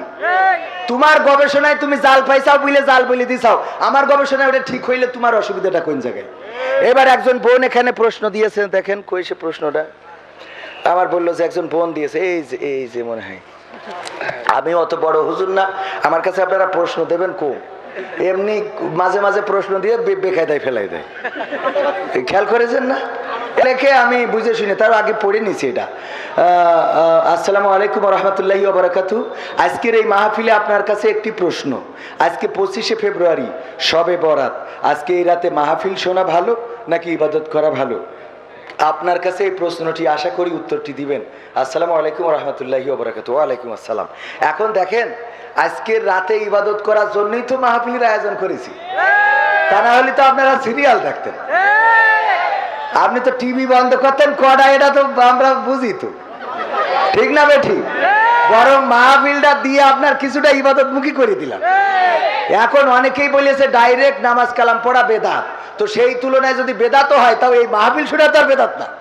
সুতরাং এইটা হইলো ডবল ভালো কাজ, মানে আমরা বেদাতের মধ্যেও নেই, আবার এই আমলটা ছেড়েও দিন। কথা কি বোঝা গেছে? জাগের ফতোয়া অনুযায়ী বেদাত, আমার ফতোয়ায় বেদাত না, আমি ক্লিয়ার করে দিলাম। আমি কিন্তু শবে বরাতের ইবাদতে বেদাত না, আমার কাছে এটা দাঁত। তো এখন যাদের কাছে এটা বেদাত তাদের ব্যাপারে আমার বক্তব্য নেই, তারা হয়তো আরো আমার থেকে ভালো জানে।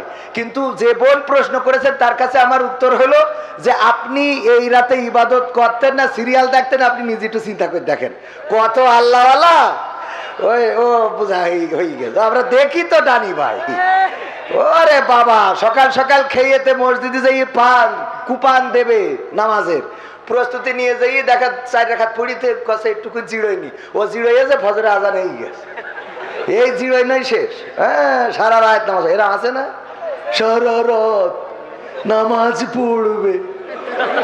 হ্যাঁ, তো এখন এই জন্যে আমার বোনকে বলবো, এই যে মাহফিল এখানে বসেছেন মানে এটাও ইবাদত। ওই ইবাদতের থেকে এই ইবাদত যদি মনে করেন বেদাত, তাহলে ওইটা আমরা করছি না, আবার এইটা করলে কোনো গুনাহ নেই। সুতরাং আপনি ভালো কাজটাই করতেছেন, আলহামদুলিল্লাহ। আলহামদুলিল্লাহ বলবেন না? আলহামদুলিল্লাহ। আমরা যত এই যে ঘাটাঘাটি করব, মানে বিষয় হলো যে আমরা দিন দিন মানুষকে ইবাদত বন্দেগী থেকে বেমুখ করে ফেলছি। হেজবুত তাওহীদ নামের একটা গোষ্ঠী আছে, দেখবেন বক্তৃতা দেয়, ওদের ইমামুজ্জামান বলে একজন আছে, মোহাম্মদ সেলিম না কি যেন নাম, হুসাইন মোহাম্মদ সেলিম। এ বক্তব্য দেওয়ার সময় এমন ভাবে বক্তব্য দেয় মনে হয় আগামীকালকে খিলাফত কায়েম হয়ে যাবে, অথচ ওর দলে যারা ঢুকেছে দাড়িওয়ালারা দাড়ি কেটে ফেলাই দিয়েছে। তাহলে ও কি সঠিক পথে আছে? যেই দল করলে দাড়িওয়ালারা দাড়ি কাটে সেই দল কোনোদিন সঠিক হইতে পারে? তবে আবার শুধু দাড়িতেই ইসলাম না, এটাও মাথায় রাখা, দাড়িতে সুন্নাত, টুপিতে সুন্নাত, পোশাকেও সুন্নাত আছে, পাথরের আঘাত খাওয়া সেটা যে সুন্নাত, কেন মনে হয় না তোমার কাছে, কেন মনে হয় না তোমার কাছে? নবীর প্রেমে তুমি দাওয়াতে তাবলীগ ধারণ করেছো বুকে, সেই তুমি আজ কেন জুলুমের প্রতিবাদে আওয়াজ তোলো না মুখে? মেসওয়াক করো তুমি রোজ প্রতিদিন, সেখানেও সুন্নাত আছে, পাথরের আঘাত খাওয়া সেটা যে সুন্নাত, কেন মনে হয় না তোমার কাছে, কেন মনে হয় না তোমার কাছে? ঠিক না বেঠে? শুধু দাড়িতে সুন্নাত নয়, শুধু টুপিতে নাই, শুধু মেসওয়াকে নাই, শুধু খাবার শেষে মিষ্টি খাওয়াতে নয়, মাঝে মাঝে তায়েফের রাস্তায় যেভাবে রাসূল দাওয়াতি কাজ করতে যে পাথরের আঘাত খেয়েছে, সেইভাবে দাওয়াতি কাজ করে ইটের আঘাত খাওয়াও সুন্নাত। বলেন ঠিক কিনা? সুন্নাত শুধু মানবো, মার যেটা খাওয়া লাগবে না সেটা, আর যেটা মার খাওয়া লাগবে সেটা মানতে রাজি। এরকম আল্লাহর ওলি আছে না নাই? আমরা সুন্নাত মানবো। আজকের এই যুব সমাজ যে আয়োজন করেছে, যুব সমাজদের এই আয়োজনকে ওয়েলকাম জানাই, স্বাগতম জানাই। আমার যুবকেরা যদি এভাবে দিনের জন্য, কোরআনের জন্য এগিয়ে আসে, এই বাংলাদেশে কোরআন কায়েম হতে বেশি দিন বাকি থাকবে। থাকবে? আমার যুবকেরা বললেন, আমার হুজুর, আমি তো হুজুর না, তাও মাঝে মাঝে মানুষ হুজুর ডাকে। আপনারা খেয়াল করবেন, আমার ভাই বলবেন। কি বলবেন? ভাই। ও আমার ভাইরা, প্রথমে আমি পবিত্র কোরআনের একটা আয়াত কারিমা তেলাওয়াত করেছি, আপনাদের মনে আছে? وَمَنْ أَحْسَنُ قَوْلًا مِّمَّنْ دَعَا إِلَى اللَّهِ وَعَمِلَ صَالِحًا وَقَالَ إِنَّنِي مِنَ الْمُسْلِمِينَ। আমি আয়াতটা পড়েছি আমার যুবকদের জন্য। কেন পড়লাম? আল্লাহ রাব্বুল আলামিন বললেন, তার চেয়ে ভালো কথা আর কারো হতে পারে না, যে নিজে ভালো কাজ করে, অপরকে ভালো কাজের জন্য আহ্বান করে, আর মুখে ঘোষণা করে দেয় আমি একজন মুসলমান। সুবহানাল্লাহ বলবেন।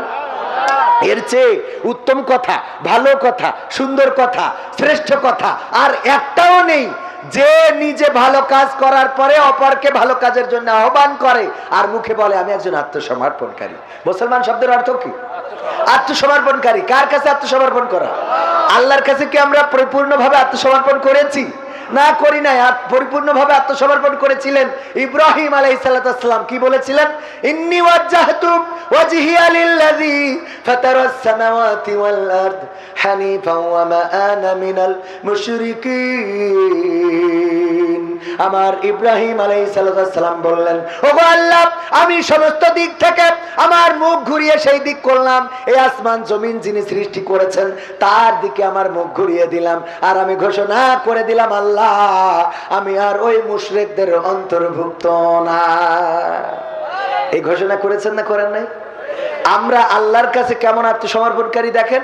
হঠাৎ করে এখানে যদি পুলিশ আসে আর বলে, যদি এখনই স্টেজ থেকে নেমে না যান তাইলে ধরে নিয়ে যাব, স্টেজ থেকে নামবো না, নামবো না, কথা কয় না? হ্যাঁ, আমি নামবো শুধু না, সভাপতিও নামবে? সভাপতি যদি বলে, সভাপতি সাহেব এত বড় স্পর্ধা মাহফিল করেছেন, এখনই মাইক বন্ধ করেন, তা না হলে কিন্তু আপনার খেলা হবে, আপনার খেলা হবে। বলেন, এই সভাপতি যাই করে হোক, তাই করে হোক, ইনিয়ে হোক বিনিয়ে হোক, যে কোনো ভাবে বন্ধ করতে চাইবে না, চাইবে না। আর আমার ইব্রাহিম আলাইহিস সালামকে যখন ধরা হলো, ধরার পরে বলল, মূর্তি ভেঙেছে কিডা? বলছে, মূর্তি ভেঙেছে কিডা? ওই যে মূর্তির কান্দে কুড়েল রয়েছে, ওর কাছে জিজ্ঞেস করো। বাচ্চা মতো কথা বলতে পারে না।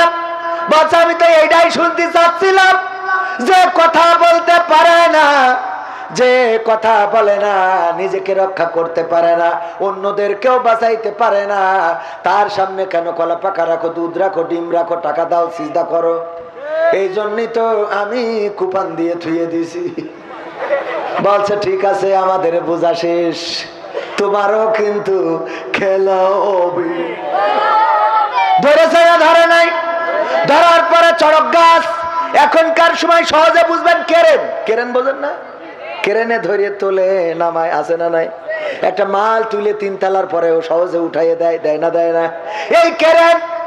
তখন বলা হতো চড়ক গাছ। সুন্দর করে বানানো হলো। আর কেরেনের মধ্যে যখন ইব্রাহিম আলাইহিস সালামকে তোলা হলো, বাঁধা হলো, বেদে রশি কেটে দেবে, দাম করে আগুনে পড়ে যাবে। ইব্রাহিম বলল, ও আব্বা, আব্বা গো, আমার বাঁচাও। বলেছে, আব্বা, তুমি ছাড়া আমার বাঁচানোর কেউ নাই, নমরুদকে বুঝাও। ও আবার, আমি এইবার যদি বেরোতে পারি ঠিকই ওর ভোট দেবো। শিগগিরই বের করো, আমি এইবার ওর পক্ষে কথা বলবো, আর আমি টিরাকে যাব না। হ্যাঁ, বলেছে? বলেছে না, আমি ওর পক্ষে। এই কথা বলে নাই, বরং আল্লাহ রাব্বুল আলামিন যখন ফেরেশতা পাঠালেন, ফেরেশতা তো আল্লাহ পাঠায় নাই, ফেরেশতারা বলল, ওগো আল্লাহ, যদি অনুমতি দাও ইব্রাহিম আলাইহিস সালামকে রক্ষা করতে যাব। আল্লাহ বলল, যাও, তবে ইব্রাহিমের কাছে শুনে নেবা। ইব্রাহিম আলাইহিস সালামের কাছে আসলেন, এসে বললেন, ওগো ইব্রাহিম, আমরা এসেছি সহযোগিতা করার জন্য। বলল, এসেছেন আল্লাহ পাঠিয়েছে তাই নাকি নিজেরা? বলল আল্লাহর কাছ থেকে অনুমতি প্রার্থনা করে এসেছি। ইব্রাহিম আলাইহিস সালাম বললেন তাইলে সহযোগিতা করেন, বলেছেন নাকি? না বলে নাই, বরং বললেন ফেরেশতারা ফিরে যান আল্লাহর কাছে, যে আল্লাহর কাছ থেকে আপনারা এসেছেন ওই আল্লাহ আমার অবস্থা সম্বন্ধে আরো ভালো জানে। সুবহানাল্লাহ। কত বড় মানে কনফিডেন্স, আত্মবিশ্বাস, কত বড় আত্মবিশ্বাস! আগুনে পুড়ে যেতে শিকার, কিন্তু বাতিলের কাছে মাথা নত করতে শিকার না। আত্মসমর্পণ, এবার বোঝা গেছে আত্মসমর্পণ করা কি, মানে এইটাই বুঝাচ্ছিলাম। আত্মসমর্পণটা হলো এরকম যে আপনার যত মুসিবত আসুক, জ্বালা আসুক, নির্যাতন আসুক, সবকিছুর উপরে মাথা উঁচু করে দাঁড়াবেন আল্লাহর সামনে। কার সামনে? আল্লাহর সামনে, আল্লাহর জন্য। আল্লাহকে যারা অভিভাবক মানবে তাদের এই পৃথিবীতে কোনো ভয় নেই, দুশ্চিন্তা নেই, টেনশন নেই। ও মরে গেলেও শান্তি, বেঁচে থাকলেও শান্তি। ঠিক না বেঠিক? উদাহরণ দিতে যেয়ে বলি, আমার সভাপতি সাহেব ফরহাদ খন্দকার, ফরহাদ হোসেন, উনার গরু আছে। গরু চেনেন কিনা? গরু তো চিনার কথা। গরু কাপ আর মালয়েশিয়ায় বলে লম্বু। হ্যাঁ, লম্বু। এই গরু মাঠে খাওয়াইতে দিয়েছে। মাঠে খাওয়াতে যখন ছেড়ে দিয়ে এসেছে সভাপতি, খাইতে খাইতে হঠাৎ করে পাশে ছিল একটা বাগান, রয়্যাল বেঙ্গল টাইগার একটা বের হয়েছে। হওয়ার পরে গরুরে তাড়া দৌড়ানি দিয়েছে বা তাড়া করেছে গরুকে ধরার জন্য। দৌড়াইতে দৌড়াইতে গরু মাঠের নিচের অংশে যে পানি জমে থাকে কিছু, এইগুলোকে বা মাছ অনেক সময় মাছ হয় এই জায়গায়, এই কাদার মধ্যে দিয়েছে ঝাঁপ। বাঘও তার ধরার জন্য ঝাঁপ দিয়েছে, কিন্তু বাঘের গতি ছিল বেশি, এই কারণে গরু জিকেরে ঝাঁপ দিয়ে আটকে গেছে। বাঘ ঝাঁপ দিয়েছে, আরো 3 হাত সামনে যেয়ে পড়িয়েছে কাদার মধ্যে। তো পড়ার পরে একটু টাইট কাদা, দেখেন না মাঝে মাঝে টাইট কাদার মধ্যে পা ঢুকলে আর উঠতে চায় না, সুরাবালির মতো। তো ওই বাঘ এবার সরিয়ে আসতেছে, ও যত আসতেছে তত জড়াই যাচ্ছে, আর গরু চুপচাপ বসে আছে। বাঘ ছটফট করতেছে, গরুর কোনো টেনশন নাই, গরু বসে আছে তো আছে, ও খালি জাবর কাটাচ্ছে।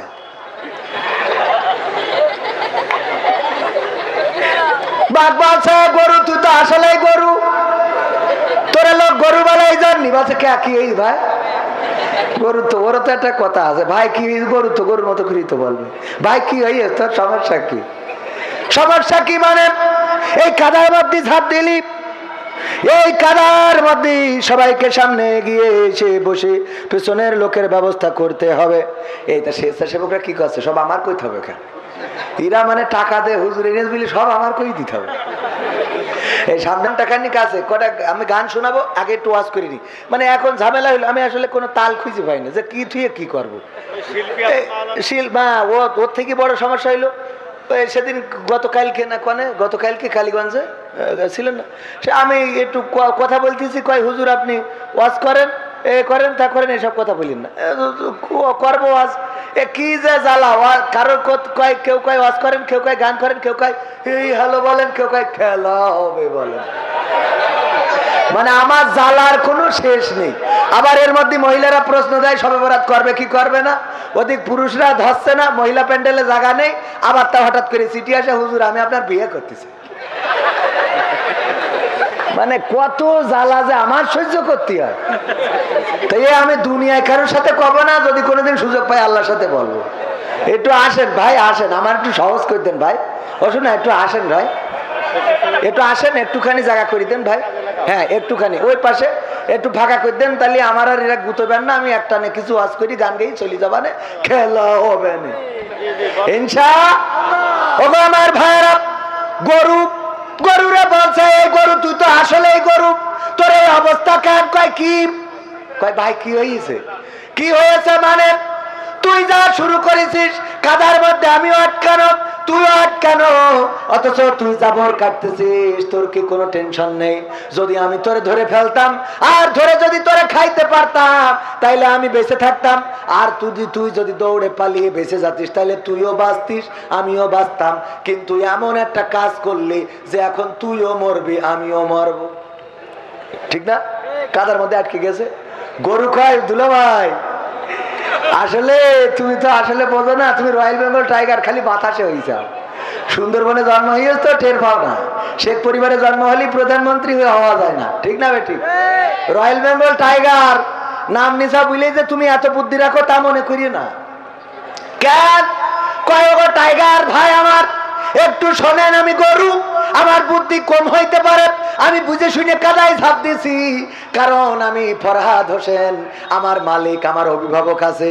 এই অভিভাবক সন্ধ্যা বেলা যখন গোয়াল ঘরে আমারে পাবে না, তখন লাইট মারতে মারতে চলে আসবে, আমার গরু কই, গরু কই, গরু কই, খুঁজতে খুঁজতে এসে যখন দেখবে আমি এখানে আটকানো, তখন আমারে উদ্ধার করবে। আর আমি তোর জন্য যে কাদায় আটকে আছি, এইটা পাওয়ার পরে তোর এই কাদার মধ্যে কবর দিয়ে তারপরে যাবি। বুঝা গেছে? এই জন্য যারা আল্লাহকে অভিভাবক মানে, যাদের অভিভাবক আছে, তাদের টেনশন নাই, কাদায় পড়লেও টেনশন নাই, চুরাবালিতে পড়লেও টেনশন নাই, তারা জেলে গেলেও টেনশন নাই, ফাঁসিতে গেলেও টেনশন নাই, দেশ থেকে বিতাড়িত হলেও টেনশন থাকে। তারা যেদিন হাসপাতালে যায়, জেলখানা থেকে বের হয়ে, তাও এমন হাসি দেয়, বাতিলের মুখগুলো কালো মলিন হয়ে যায়। ঠিক না বেঠে? কারণ 13টা বছর ধরে রাখা হলো, থাকলো আল্লাহর জন্য, কষ্টটা আল্লাহর জন্য, বেদনা আল্লাহর জন্য, দুঃখ আল্লাহর জন্য, জেলখানা আল্লাহর জন্য, নির্যাতন আল্লাহর জন্য, নিষ্পেষণ আল্লাহর জন্য, সবকিছু ওই ইব্রাহিম আলাইহিস সালামের মতো ইন্নী ওয়াজ্জাহতু ওয়াজহিয়া লিল্লাযী ফাতারাস সামাওয়াতি ওয়াল আরদ হানিফা ওয়া মা আনা মিনাল মুশরিকিন। শুধু তাই নয়, ওই বান্দাগুলো বলেছে ইন্না সলাতি ওয়া নুসুকি ওয়া মাহিয়ায়া ওয়া মামাতি লিল্লাহি রাব্বিল আলামিন। ওই বান্দাগুলো ঘোষণা করে দেয়, ওগো আল্লাহ, আমার নামাজ, আমার কুরবানি, আমার জীবন, আমার মরণ সব তোমার জন্য দিয়ে দিলাম। এখন থেকে আমার যা হবে সেটা শুধু তোমারই হিসেব, আমার কিছু না। কথা কি বোঝা গেছে? অভিভাবক হিসেবে তাহলে কাকে পেতে চাই? আল্লাহ ছাড়া আমরা কোন অভিভাবক মানি? কারণ অন্যান্য অভিভাবকরা হলো ক্ষণস্থায়ী, কেউ চিরস্থায়ী না। আর আমার আল্লাহ হলেন চিরস্থায়ী, উনি চিরঞ্জীব, উনি আছেন, উনি ছিলেন, উনি থাকবেন। আমার কষ্টও উনি জানেন, আমার সুখের খবরও উনি জানেন, আমার পিছনের ঘটনা উনি জানেন, আমার সামনে কি ঘটবে তাও জানেন। জানে না? জানে না? আল্লাহ জানেন না? জানেন না? আল্লাহ রাব্বুল আলামিন যদি চান কাউকে অঢেল রিজিক দান করেন, আবার যদি চান কাউকে আবার এইটা আবার আপনারা কেঁচামেচা করি আবার মাহফিল পরিবেশ নষ্ট করেন না। ও এখন মাইক খাটায় এইখানে তার ওখানে দুটো জোড়েন একসাথে, তো মানুষ শুনবে কোনটা? আচ্ছা ওইটা একটু বলে নি, সবাই দুরূদ পড়েন। আল্লাহুম্মা সাল্লি আলা সাইয়্যিদিনা ভাই মনিটরটা আর একটু বাড়ান দিন, গলা বসে যাচ্ছে না। মাইক খুব সুন্দর, মাইক খুব সুন্দর। নবীর নামে দুরূদ শরীফ পড়বে যে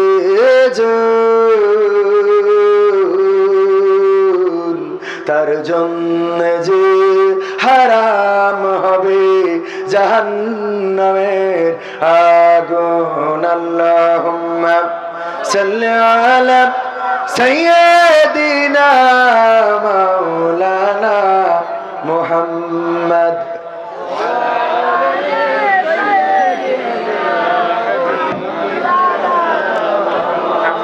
এই মাহফিল থেকে স্পষ্ট করে বলে দিতে চাই, শায়েখ আকরামুজ্জামানকে বলছি, আপনি শুনে নেন, আপনি মুসলমান কিনা আমরা সন্দেহ পোষণ করি, কারণ আপনি এমন একটা বিষয়ের সাথে এমন একটা বিষয়ের তুলনা করেছেন, বলার জন্য আরো অনেক কিছু ছিল না। আপনি যদি বলতেন, দেখেন যারা বেদাত করে এই নামাজ পড়ার থেকে না পড়া ভালো, বলতে পারতেন। যদি বলতেন এই নামাজ পড়ার থেকে কম্বল মুড়ি দিয়ে শুয়ে থাকা ভালো, তাও বলতে পারতেন। যদি আপনি বলতেন এই নামাজ না পড়ে স্ত্রীর সাথে সময় কাটানো ভালো, তাও মনে কিছু নিতাম না, কারণ স্ত্রীর সাথে সময় কাটানো হালাল না হারাম? হালাল। সুতরাং এটাতেও সমস্যা নাই। কিন্তু আপনি এই সমাজের সবচেয়ে নিকৃষ্টতম জায়গা, সমাজ যেটাকে ঘৃণার চোখে শুধু দেখে না, বরং ওখানে যারা থাকে তারা ঘৃণার পাত্র শুধু নয়, বরং জাহান্নামের কীটগুলো সেখানে অবস্থান করে। আর ওই সাথে যারা সম্পর্ক রাখে তারাও জাহান্নামের কীট, বলেন ঠিক কিনা? সুতরাং আপনি একটা নামাজকে, ইবাদত বন্দেগী কারীকে, যে ইবাদতটা হাদিস দিয়ে প্রমাণিত, আল্লাহর নবীর স্ত্রী বিবি আয়েশা রাদিয়াল্লাহু তাআলা আনহা একদিন উঠলেন, উঠে চিন্তা করলেন যে আজকে ও ঘুম থেকে চাঁদনা পেয়ে দেখেন রাসূল পাশে নাই, রাসূল পাশে নাই। চিন্তা করলেন হয়তো মসজিদে নববীতে আছে, ছুটে গেলেন মসজিদে নববী। চিন্তা করলেন অন্য বিবিদের ঘরে হয়তো আছে, খুঁজলেন কিন্তু পাইলেন না। মনে করলেন হয়তো মসজিদে নববীতে আছে, পাইলেন না। পরে দেখলেন মসজিদে নববীর পাশে জান্নাতুল বাকি আছে না নাই? জান্নাতুল বাকি যারা হজে গিয়েছেন তারা জানেন মসজিদে নববী থেকে একটু দূরে, সামান্য দূরেও না, একই চত্বর। আর এখন তো একটু পাঁচিল দিয়ে ঘেরা হয়েছে, আগে ছিল উন্মুক্ত। আল্লাহর নবী, আল্লাহর তখনকার জ্যোৎস্না রাত, চাঁদনি রাত, নিসফি সাবান। নিসফি সাবান কি? মধ্যম সাবান মাসের মধ্যম রজনী। তো এটা কি? চাঁদনি রাত, ফুল চাঁদনি, ফুল চাঁদনি রাতে আল্লাহর রাসূল একদিন চাঁদের রাতে আয়েশা রাদিয়াল্লাহু তাআলা আনহাকে বললেন, আয়েশা চলো আমরা একটু দৌড়াই। কোথায় দৌড়াবেন? ওই যে দূরে টিলা দেখা যায়, ওই টিলা পর্যন্ত আমরা দৌড়াবো। আমরা দৌড় দিয়ে দেখবো কে ফার্স্ট হইতে পারে, কে আগে যাইতে পারে, কে ফার্স্ট হইতে পারে আর কে আগে যাইতে পারে। আল্লাহ রাসূল বললেন নাও দাও দৌড়, 1 2 3 দৌড় দিয়েছেন। আম্মা আয়েশা রাদিয়াল্লাহু তাআলা আনহা বয়স ছিল অল্প, দৌড়ায় ফার্স্ট হয়ে গেল। আম্মা আয়েশা খুব আনন্দিত পুলকিত হলেন, বললেন ওগো মুহাম্মদ, ওগো আমার স্বামী, আমি আপনাকে হারিয়ে দিলাম, আপনি কিন্তু হেরে গেছেন, গোল একখান দিয়ে দিয়েছি। আল্লাহর নবী বললেন টেনশন করার কিছু নেই, আবার একদিন দেখা যাবে। পরবর্তীতে আবার একদিন ডাকলেন, ডেকে বললেন আয়েশা চলো আজকে জ্যোৎস্না রাত, আবার যে একটু দৌড় দিলেন। ওই দিন আল্লাহর নবী জিতে গেলেন। আম্মা আয়েশা মাথা নিচু করে দাঁড়িয়ে রইলেন। আল্লাহ রাসূল বললেন আয়েশা তুমি মন খারাপ করো না, আগের দিন তুমি আমার একটা গোল দিছিলে, আজকে ডুরা করে দিলাম। সুবহানাল্লাহ বলবেন না? আর এখনকার স্বামীরে বউয়ের সাথে সুন্দর করে কথা বলে না, কিন্তু ভাবির পালি একটু দৌড় প্রতিযোগিতা করবে, ঠিক না বেঠে?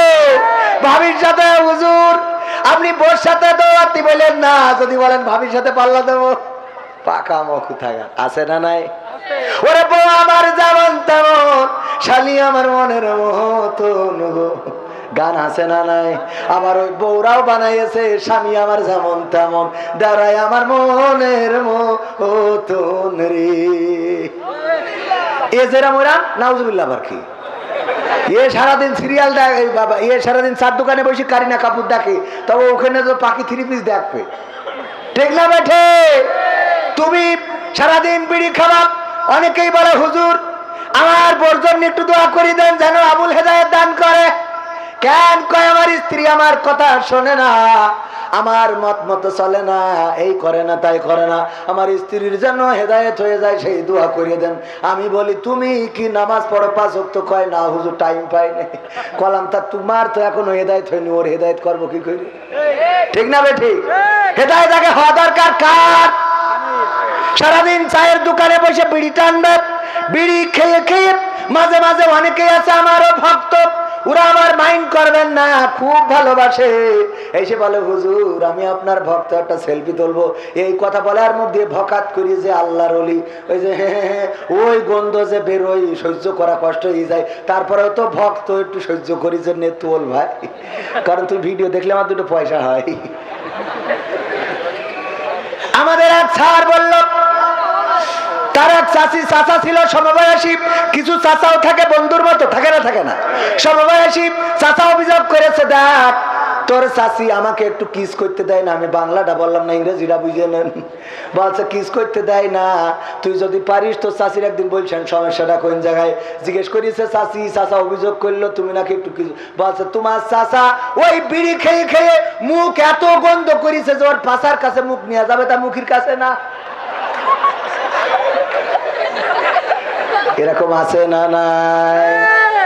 এই জাতীয় যদি থাকেন বাইরে কষ্ট করি, বাড়িওয়ালার কষ্ট দিয়েন না, ওইটা একটু ছাড়ে, ওইটা ছেড়ে ভালো হয়ে যান।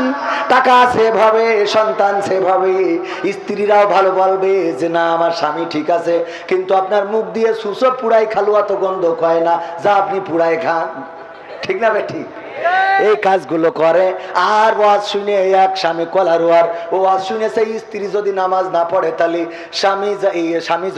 স্ত্রী যদি নামাজ না পড়ে স্বামী জাহান্নামে যাবে। এই ওয়াজ শুনে বাড়ি যেয়ে পর বলছে ওট, বলছে কেন? বলছে ওট কি হয়েছে, নামাজ পড়তে হবে কেন? বলছে হুজুর বললো বউ যদি নামাজ না পড়ে স্বামী জাহান্নামে যাবে। তা বলছে তার অসুবিধা কি? অসুবিধা কি মানে?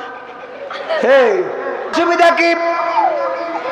আরে বাবা অসুবিধা কি? আবার করে অসুবিধা কি? তুই যদি নামাজ না পড়িস তা আমি জাহান্নামে যাবো, অসুবিধা না? তা বলছে তুমি তো নামাজ পড়ো না। বলছে আমার জন্য আমি জাহান্নামে যাবো, তোর জন্য যাবো কেন? আমার জন্য আমি যাই, অসুবিধা নেই, কিন্তু তোর জন্য তো আমি জাহান্নামে যেতে পারবো। বলছে কাল খেতে পড়বান, তুমি ও করি না, কাল খেতে এখন শীতের রাত ডিস্টার্ব করে। কি শীত, ওর আগে নামাজ পড়ি, কাল বেঁচে থাকবো, তার কোনো গ্যারান্টি আছে? উঠাইতে ওই শীতি উজু করাই নিয়ে আইসে শীতি বউ খাইতে বলো এখন রাত 12টার সময় কে নামাজ কি পড়বো কোন সূরা, রুকু কয়টা, সিজদা কয়টা? বলছে যাই পড়, বলছে যাই পড়, যাই পড় মানে কে রাত্রি উঠাই উজু করাইলে যাই পড়, পাকামো পাইছাও তুমি? শীতি কাটতেছি বলো, এখন না হলে তুমি সামনে দাঁড়াও, ইমামতি করো, আমি পিছনে দাঁড়াচ্ছি। আছে ওরা করি না, কালকে তো পয়সা নেই, এই গে ঝামল করা আছে না নাই? নিজে জানে না, নিজে মানে না, আবার স্ত্রীর তাপসী রাবিয়া ভাবে, স্ত্রীকে তাপসী রাবিয়া বানাইতে চায়। ওগো আমার স্বামীরা, ওগো আমার ভাইরা হবে না, ওগো আমার বাবাজিরা হবে না, যতক্ষণ পর্যন্ত না আপনি নামাজি হবেন, আজান হয়ে যাবে, মুয়াজ্জিন বলবে সলাতু খায়রুম মিনান নাওম। যখন বলবে আপনি মসজিদে চলে যাবেন, ঘুম থেকে উঠবেন, উজু করবেন, মসজিদে যাবেন, আপনি মসজিদ থেকে এসে দেখবেন আপনার স্ত্রীও যায় নামাজের পাটিতে বসে, হয় নামাজে না হয় কোরআনে তেলাওয়াতে ব্যস্ত আছি। ঠিক না বেঠে? আর যদি দুই একটা না থাকে তাহলে বলবেন ও হলো নূহ নবীর স্ত্রী। কি দুই একটা না থাকলে কি? নূহ নবীর স্ত্রী। আল্লাহর নবী বললেন সবাই নৌকায় ওঠো। নূহ নবীর কিস্তি এখনো আছে না নাই? অনেকেই উঠতে চায় না, আমরা উঠবো সময় সুযোগ পালি, বললো যে নূহ নবীর কিস্তিতে ওঠো, কিন্তু না না, সবাই উঠলো, জোড়ায় জোড়ায় উঠে গেল, সব প্রাণী কুল থেকে উঠানো হলো, কিন্তু নূহ নবীর ছেলে এবং স্ত্রী দুইজন ওঠে, উঠেছে। এই জন্য আপনি নামাজ যদি পড়েন, এরপরে স্ত্রী যদি নামাজ না পড়ে, বলবেন ও নূহ নবীর স্ত্রী, ওর বলি লাভ নেই, ও হবে না, পানিতে সুবাইনো ছাড়া কোনো রাস্তা নেই, ওর জন্য একেবারে আল্লাহ ডাইরেক্ট সুবানি খাওয়া ছাড়া আর কোনো রাস্তা নেই। আপনাদের আগে ভালো হওয়া লাগবে। আপনারা যদি ভালো না হন, একজন আমার মা বোনেদের মধ্যে একজন ওর মানত করিয়েছে যে হুজুরির আমি দুটো আমার এই যে কক কক করা সাইড দেওয়া একটা মুরগি আছে, সাইড দেওয়া মুরগি বলুন তো, কিছু মোরগ আছে যে মুসলমানিতে থুয়ে দেয়, ওইটা যেন বড় হয়, এটা করবেন না, ওকে তো শখ আল্লাহ থাকতে পারে। তো এই যে ধরেন মোরগ এই করেছে, করার পরে বড় হয়েছে, ওইটা হুজুরির খাওয়াবে। এখন হুজুরির দাওয়াত দিয়েছে, হুজুর বলতেছে আপনি কি নামাজ পড়েন? বলছে না। বলছে আমি বেনামাজির বাড়ি কোনোদিন খাইনে খাবো না। স্ত্রী যেয়ে বলছে স্ত্রী গো, হুজুর তো আকাটা মার খাও, বেনামাজির বাড়ি খাবে না। তা বলছে তাহলে তুমি নামাজ পড়ো। বলছে আমাদের তো হবে না। বলছে তাহলে আমি তো মানত করেছি, মোরগ যদি মরে যায় আল্লাহর কাছে কি জবাব দেবো? বলছো কি জবাব দেবেন, আমি করবো কি? কই তুমি যে কোনো ভাবে তুমি হুজুরে রাজি করাও। বলছে আমি শুনেছি হাদিসে আমপাড়ায় নাকি আছে যে বোঝনি মিছে কথা কওয়া যায়, হাদিসে আমপাড়ায় খুঁজে পেয়েছে, ওকে তো কিতাবে মানে অসুবিধে নেই, কিতাবে আছে। কোন কিতাবে? ফরহাদ হোসেন বলেছিল। কে বলেছিল? খাজা বাবা বলেছিল। এটা হলো কিতাবে আছে। ও আমার ভাইরা যা কিতাবে আছে, কবির বিন সামাদ বলেছিল, এটা হলো কিতাবের নাম। কিতাবে আছে, পেয়ে পেয়েছি যে বোঝন নিমিত্তে বলা যাবে, অসুবিধা নেই, আমি আর দুদিন যাক। তারপরে হুজুরির বলবানে দুদিন পরে হুজুরি বলছে হুজুর আমি নামাজ পড়া ধরেছি, এইবার দাওয়াত চান। বলছে তাহলে ঠিক আছে যাবানে। হুজুর এসেছে, ভাত নিয়ে বসা, গোশতের মুরগির মোরগের গোশ, দুই বাটিতে, খুব সুন্দর। এবার স্বামীকে ওই পুরুষকে বলতেছে বলো ফজরের নামাজ কয় রাকাত? বলছে হুজুর খাওয়ার সময় কথা কথি নেই, খাওয়ার সময়। বলছে এ তো আমি বলবো, তুই বলিস ঠিক না বেঠে? কসমেটিক্স এর দোকানে গেলাম, যাওয়ার পরে বললাম ফেয়ার এন্ড লাভলি দেন। ও ফেয়ার এন্ড লাভলি বলছে কোনটা তো আসল না নকল? আমি বললাম আসলটা দে। কেউ ওয়াজ করে কি কম টাকা পায় নাকি? ও দিতে গেছে, হঠাৎ করে দুইজন মহিলা এসে হাজির, এসে বলতেছে ভাই চিনতে পারিছেন? বলছে হ্যাঁ ওই যে আপনি সেই মালয়েশিয়ায় থাকে আমাদের আবুল ভাইয়ের বউ না? হ্যাঁ আজ অনেকদিন পরে আসবে। হ্যাঁ কেবল টাকা পাঠাইলো, উঠাই নিয়ে পরে আপনার দোকানে চলে আসি। বলছে হুজুর সরে যান। আমি বলছি সরি যাবো, তো ফেয়ার এন্ড লাভলি দেবেন না? বলছে হুজুর আপনার মুখে তো সব দাড়ি, বাঁকবেন কেন? তাই বলছে দাড়ি নাই আমার উঠেছে, আমার বোধ তো আর উঠিনি, আমার বোর মাখাবা না আর আমি না হয় খাবা না। আমি মেয়েকেও দেখি যত বেশি পরিষ্কার হয় না। বিয়ের আগে খুব মাখতাম যে ভালো জায়গায় যেন একটা বিয়ে হয়, বিয়ের পরে ফেয়ার লাভলি মাখাই বাদ দিছি, ও দরকার নেই, যা হওয়ার তা হয়েই গেছে, আর খেলা হবে না। হ্যাঁ ও আমার ভাই, কি বিয়ের আগে একটু ভাব আসে না মানুষের মধ্যে? ভাই আসে, এটা আমরা ও বয়স পার করতে আছি না, একটু চুলির ফ্যাশন ম্যাশন। তবে ওই যে কুত্তা কাটিং মাটিং দিনই আবার এটা মনে করেন না, এখনকার সময় কুত্তা কাটিং আর এই যে ঘোড়া ছাট ওগুলো ছিল না আমাদের সময়। এইগুলো যারা দেয় চুল ধরি নেড়া করে দেবে, খাটাস কুতাকার।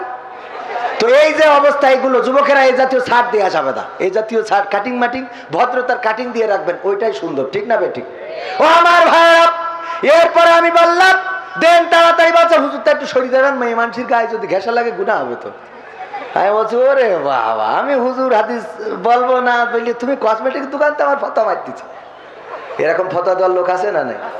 তো এখন ওই যে বলছে যে বলেন আপনি ফজরের ফরজ নামাজ কয় রাকাত, আমি না শুনে খাবো না। বলছে হুজুর খাওয়ার সময় কথা বলতে নেই, খাওয়ার সময় কথা বলতে নেই, সে আমি জানি, বলা যাবে কি যাবে না, আমার গুনাহ হবে না, বলেন আপনি। বলছে হুজুর খেয়ে নেন, খাওয়ার শেষে লাস্টে বলে দেবো, শুনে চলে যাবেন। স্ত্রী রান্নাঘরতে ইশারায় বলতেছে বলো 2 রাকাত 2 রাকাত, রান্নাঘরতে দেখাইতেছে নকল। বলছে হুজুর খেয়ে নেন, হুজুর খান, লাস্টে আরে বউ বলছে 2 রাকাত।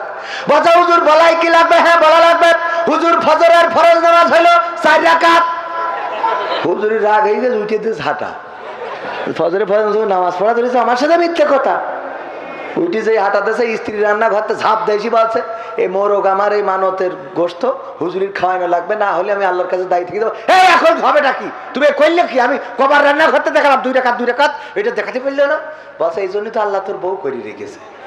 এই আমি যে হুজুরি 4 রাকাত বললি রাখতে পারিনি, ও 2 রাকাত বললি থাকতো, ও তো মারি বসতো আমার, আমি তো 2 রাকাত বাড়াই বলেছি, তাই থাকলো না।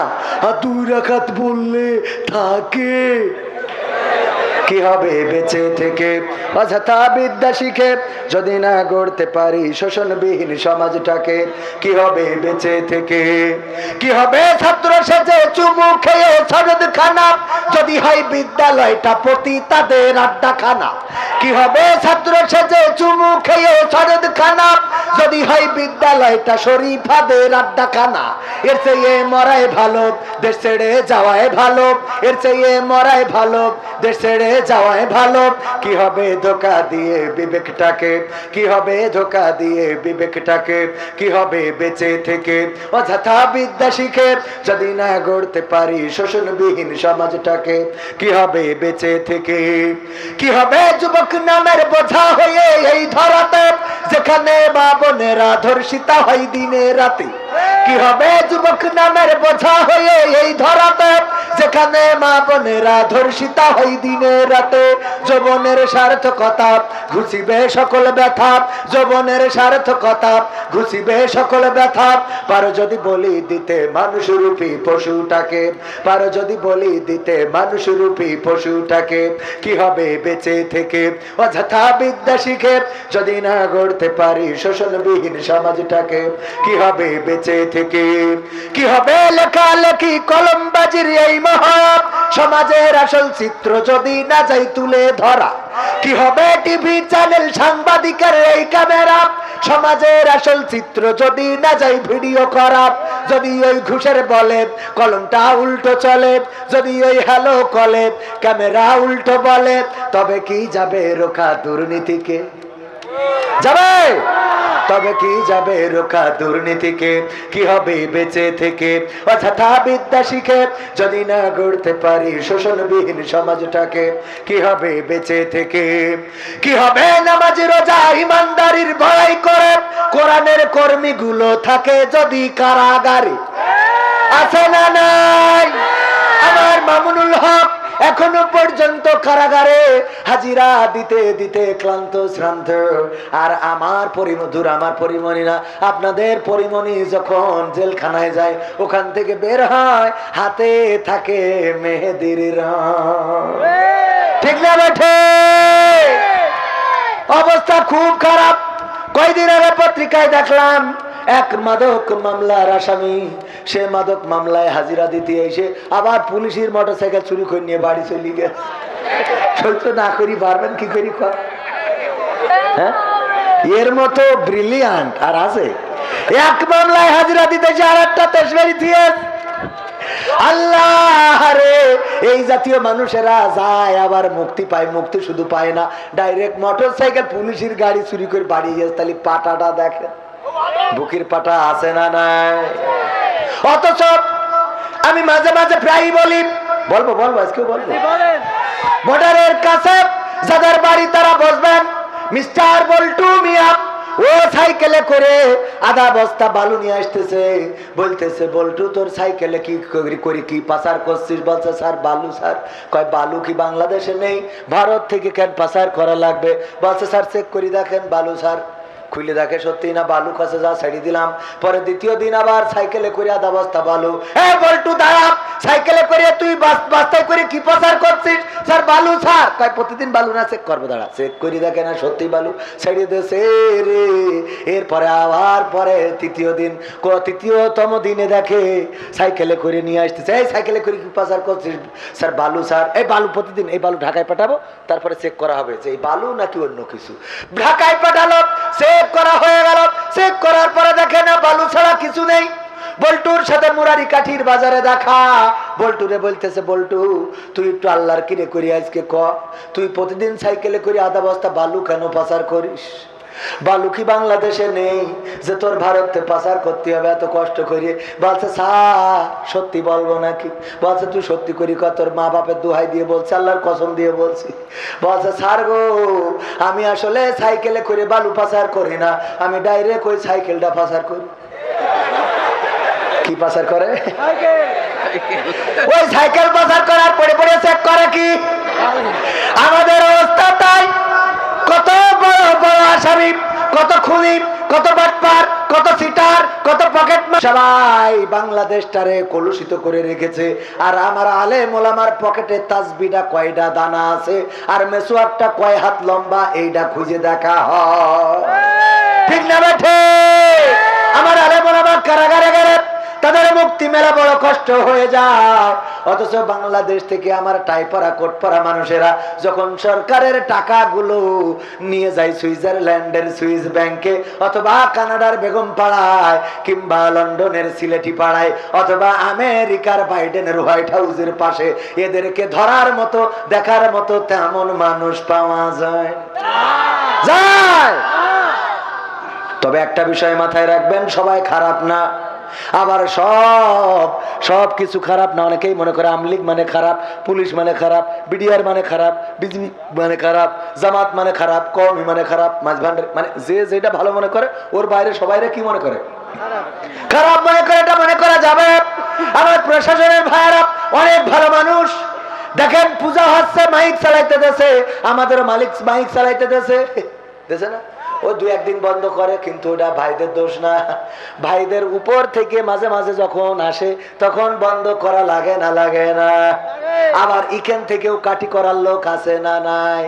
এই দিকে বলে ফরহাদ ভাই, আমাদের ফরহাদ হোসেন ভাই বলে তোরা মাহফিল কর, আমি আমার পক্ষ থেকে 5,000 টাকা দিলাম। আর ফোন করি বলে, স্যার একটু দেখে রেখেন, ওরা আওয়াজ সব মাহফিল মারা আছে না? মানে আপনি না, এখানে দেয় আর ওখানে কাটি দেয়, আছে না নাই?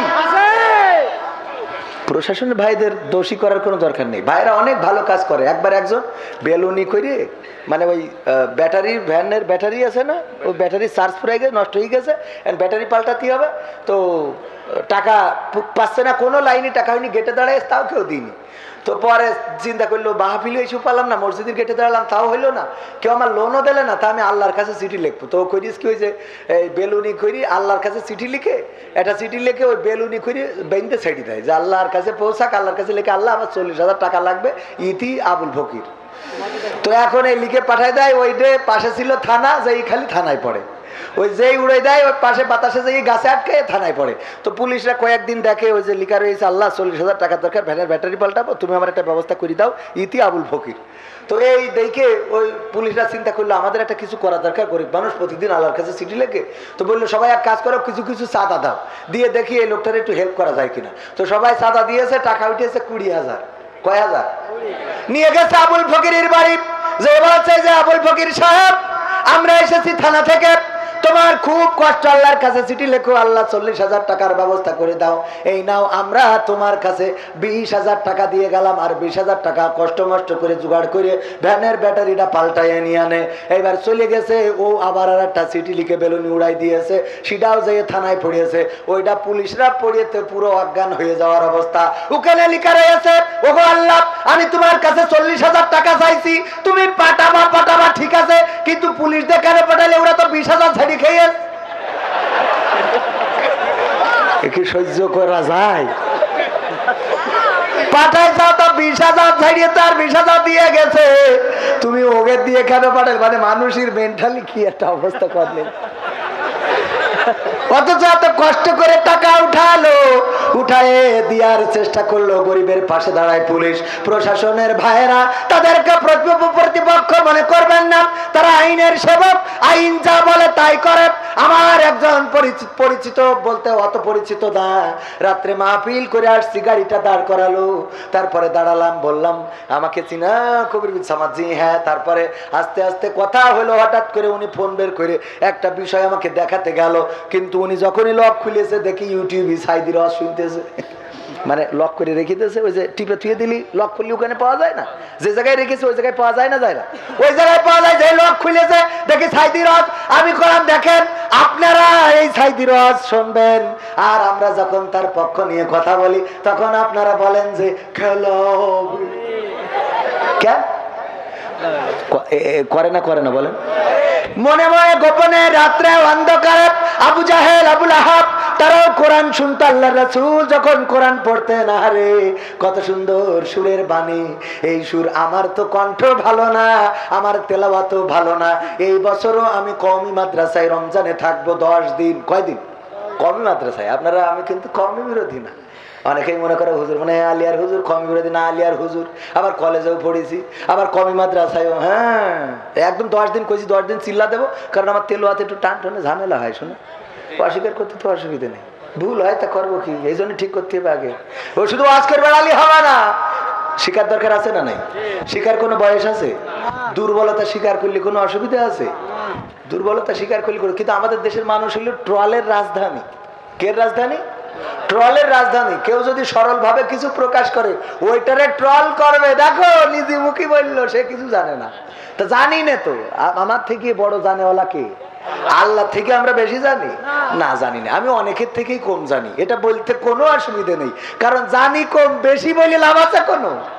বেশি বললি ওই সেই ওই ইমামের মতো হবে। এক ইমাম একজন জুব্বা গায়ে দিয়ে বাজার গেছে, বাজার করতে, মাগরিবের ওয়াক্তে ইমাম নেই, মানে আজ ইমাম গেছে ছুটিতে, বাচ্চা কাছে হয় না ঠিক মতো, তো ছুটিতে গেছে।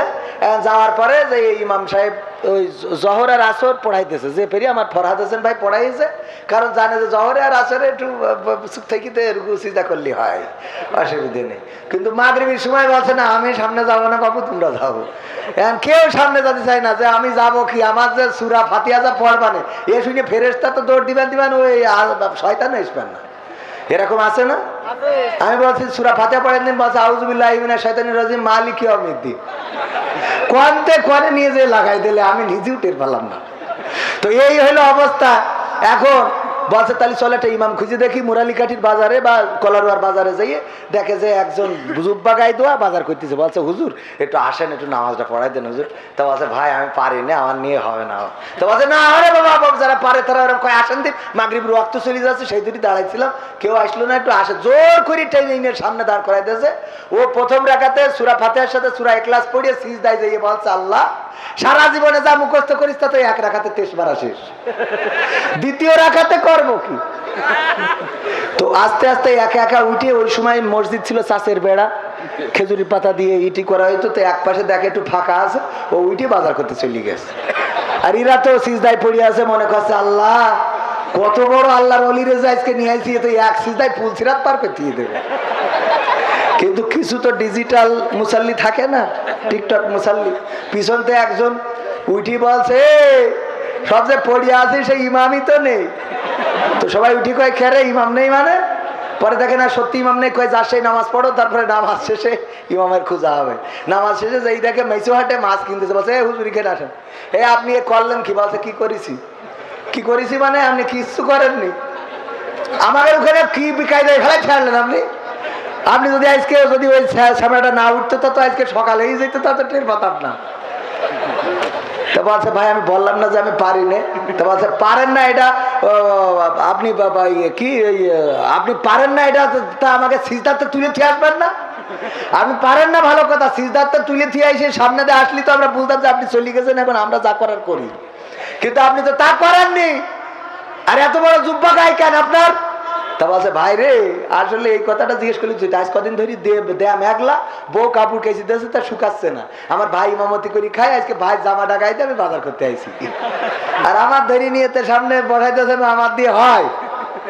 তো আমার অবস্থা ঠিক ওই ওই ওই হুজুরির মতো, এই ধরে নিয়ে চেয়ারে বসাই দেন, আমি সেই বেড়া খুঁজি যে কমনে দৌড় দেবো। আর বেশি সময় বাকি নেই, আর 20 মিনিটের মধ্যে বেড়া খুঁজে পার হয়ে যাব ইনশাআল্লাহ। কালকে মাহফিল হইল পঞ্চগড়, কি গড়? পঞ্চগড়। এই রাত্রি আর্ধেক পথে গই থুতি হবে, তা না হলে কালকে যেয়ে পৌঁছতে পারবো না। তো এই জন্যে আমার বলছিল যে হুজুর আপনার যদি প্রধান বক্তার পরে উঠায় তাহলে কি আপনি অখুশি হবেন? বললাম অখুশি তো অখুশি, কথাই তো বলবো না, কারণ আমি দ্বিতীয় বক্তা, আমার ভাড়া করেছেন তৃতীয় বক্তার, আমি প্রধান বক্তার কাজ করবো কেন? এই চায়ের দামে শরবত চালিত হবে না, হবে? বা টিকিট করেছেন আপনি নরমালে, যে এসি খুঁজতেছেন, হবে? হ্যাঁ, তো এই জন্য আমি দ্বিতীয় বক্তা, সেকেন্ড বক্তা রস করে চলে যাবো, প্রধান বক্তা এসে কুপান দেবে লাস্টে। থাকবেন তো ইনশাআল্লাহ? থাকা যাবে ইনশাআল্লাহ? তাহলে গানটা গায় আর একটু নাকি? কি হবে বেঁচে থেকে, কি হবে নামাজি রোজা ইমানদারির ভয় করে, কোরআনের কর্মীগুলো থাকে যদি কারাগারে। কি হবে নামাজি রোজা ইমানদারির ভয় করে, কোরআনের খাদেম যারা তারা যদি থাকে কারাগারে। মসজিদের কোণে বসে জিকির যত করো কোষে, মসজিদের কোণে বসে তসবিহ যত টানো ঠেসে, এভাবে যাই না পাওয়া আল্লাহকে, যাবে এভাবে যায় না পাওয়া আল্লাহকে। কি হবে বেঁচে থেকে অযথা বিদ্যা শিখে, যদি না গড়তে পারি শোষণবিহীন সমাজটাকে। কি হবে বেঁচে থেকে, কি হবে আলেম হয়ে ইমাম সেজে মসজিদেতে, পারে যদি সত্য কথা উচ্চ স্বরে না বলিতে। কি হবে আলেম হয়ে ইমাম সেজে সমাজেতে, পারে যদি সত্য কথা উচ্চ স্বরে না বলিতে। চাকরির ভয় করো যদি ছেড়ে দাও ইমামতি, চাকরির ভয় করো যদি ছেড়ে দাও ইমামতি। কি হবে ধোঁকা দিয়ে আল্লাহকে, কি হবে ধোঁকা দিয়ে আল্লাহকে। কি হবে বেঁচে থেকে অযথা বিদ্যা শিখে, যদি না গড়তে পারি শোষণবিহীন সমাজটাকে। কি হবে বেঁচে থেকে, কি হবে নেতা হয়ে জনবলে ঘাড় ফুলিয়ে, কলারুয়া গরম দেখে যদি থাকো ঘরে শুয়ে। আছে না না? কি হবে নেতা হয়ে জনবলে ঘাড় ফুলিয়ে, রাজপথ গরম দেখে যদি থাকো ঘরে শুয়ে। এর চেয়ে সেজে গুজে ভিলেনের সঠিক পদে, এর চেয়ে সেজে গুজে ভিলেনের সঠিক পদে। দিয়ে দাও অভিনয়ে জীবনটাকে, দিয়ে দাও অভিনয়ে জীবনটাকে। কি হবে বেঁচে থেকে অযথা বিদ্যা শিখে, যদি না গড়তে পারি শোষণবিহীন সমাজটাকে। কি হবে বেঁচে থেকে, কি হবে আকাশ ছোঁয়া বিলাসবহুল বাড়ি গাড়ি, না খেয়ে কত মানুষ পরপারে দিচ্ছে পাড়ি। কি হবে আকাশ ছোঁয়া বিলাসবহুল বাড়ি গাড়ি, না খেয়ে কত মানুষ পরপারে দিচ্ছে পাড়ি। আজরাইল আসবে যবে মাটিতেই পড়ে রবে, আজরাইল আসবে যবে মাটিতেই পড়ে রবে। কোনো কাজে লাগবে না ওই প্রাসাদটাকে, কোনো কাজে লাগবে না ওই প্রাসাদটাকে। কি হবে বেঁচে থেকে অযথা বিদ্যা শিখে, যদি না গড়তে পারি শোষণবিহীন সমাজটাকে। কি হবে বেঁচে থেকে, সেই শোষণ মুক্ত সমাজ যদি গড়তে হয় কোরআনের কোন বিকল্প কি আছে? এই কোরআনের কোন বিকল্প নাই। সুতরাং ওগো আমার যুবকেরা, তরুণেরা, কিশোরেরা, ওগো আমার বৃদ্ধরা, ওগো আমার মায়েরা, ওগো আমার ভাইয়েরা, ওগো বোনেরা, সবাইকে এতটুকু বলতে চাই, আঙ্গিকে যদি নিজেকে গঠন করে নেন, আল্লাহ রাব্বুল আলামিনের পথে যদি নিজেকে পরিচালিত করেন, তাহলে আজ হোক কাল হোক এই সমাজের পরিবর্তন আসবে না? আসবে না? কিন্তু সমাজের পরিবর্তন চান, কোরআনের আঙ্গিকে রাসূলের সুন্নাহর আলোকে জীবন গড়লেন না, তাহলে কি পরিবর্তন আসবে নাকি? না, আসবে না। সুতরাং কোরআনের দরকার, আল্লাহ রাসূলের সুন্নাহর দরকার, আল্লাহ রাসূলের সুন্নাহকে গুরুত্ব দেবেন। এই জন্য আমি যুবকদেরকে বলি, ওগো আমার যুবকেরা, আমার কয়েকটা কাজ করে দিবা। তার মধ্যে 1 নম্বর হলো আজকের যুব কমিটি, আমার যুব কমিটিদের প্রতি অনুরোধ, 1 নম্বর কাজ হলো আজান হয়ে যাবে, মসজিদে চলে যেতে হবে। 1 নম্বর কাজ কি? আজান হবে, মসজিদে যাবে, নামাজ। আল্লাহ রাসূল ইন্তেকালের সময় সর্বশেষ যে কথাটা বলেছেন সেটা বলেছেন আসসালাত, নামাজ, নামাজ। তোমরা নামাজ ছেড়ো না। আল্লাহর নবী নামাজকে এত গুরুত্ব দিলেন, ইন্তেকালের সময় বললেন, ওগো আমার যুবকেরা, ওগো আমার তরুণেরা, সেই নামাজ ছেড়ে দিয়েছো, মসজিদে পাওয়া যায় না। যুবকেরা, মসজিদে যেতে হবে। 1 নম্বর কাজ। এই মাহফিল দিয়ে কোনো ফায়দা নাই, এই মাহফিল কোনো ফায়দা নাই বলতে না, মাহফিল দিয়ে যদি নামাজ না পড়েন তাইলে কোনো ফায়দা হবে? আপনি মাহফিল দিলেন, মাহফিল করলাম, নামাজ পড়ি না, কোনো লাভ আছে নাকি? না, লাভ নাই। সুতরাং নামাজি হতে হবে, 1 নম্বর কথা। 2 নম্বর কথা হলো দাড়িটারে শেভ না করে সেভ করতে হবে। কি? দাড়িটা সংরক্ষণ করতে হবে, মুখে রাখতে হবে। দাড়িটা রাখবেন, রাসূলের সুন্নাত একটা মাত্র আপনার সাথে কবরে যাবে, আর একটাও কবরে যাবে না, সেটা হলো এই দাড়ি। রাসূলের সুন্নাহ, এই দাড়িটা রাখবেন, দাড়িটা আর চেঁচে ফেলা যাবে না, দাড়িটা সুন্দর করে রেখে দেবেন। তারপরে 3 নম্বর কাজ হলো টাকনুর উপরে কাপড় পরবে। টাকনুর উপরে যত বড় টাইট প্যান্ট হয় পরেন, পিসাব পিত্তি যাই যদি প্যানে লেগে যায় আমার দোষ না, কিন্তু টাকনুর উপরে পরতে হবে। ঠিক আছে তো? আপনি টাইট প্যান্ট পরলেও হয়তো অসুবিধা নাই, হয়তো রুকু সিজদাতে গেলি পাঁচ আগলা হয়ে যায়, তাও আল্লাহ মাফ করলে করতে পারে।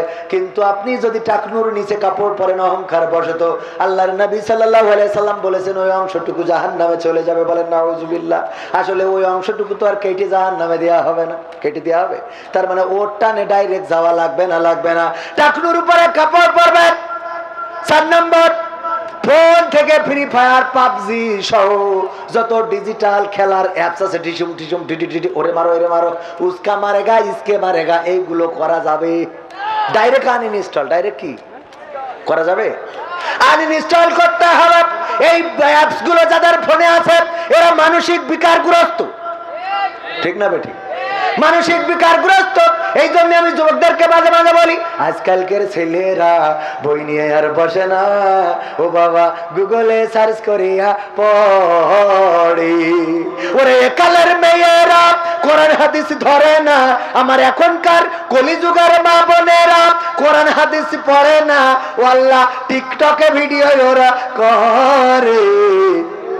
করে না, করে না, করে মানে কি? গদখালিতে দেখলাম একটা টিকটক বানানোর জন্য টেবিল বানাইছে, আর সেই টেবিলের উপরে দাঁড়ায় মেয়েটা, দাঁড়ায় আর ডান্সও দিতে থাকে, আর ফোন লাগানোর ব্যবস্থা করেছে, মোটর চালাই দিয়েছে, ফোন চারিদিক থেকে ঘোরে, আর ও তাকে নাকে দিনটা করে করে নিজের কোনে কোন সাইজ ওইগুলো দেখাই দেয়।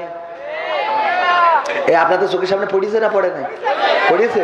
আবার অনেকেই কবেন যে হুজুর খালি সব আপনার চোখের সামনে পড়ে।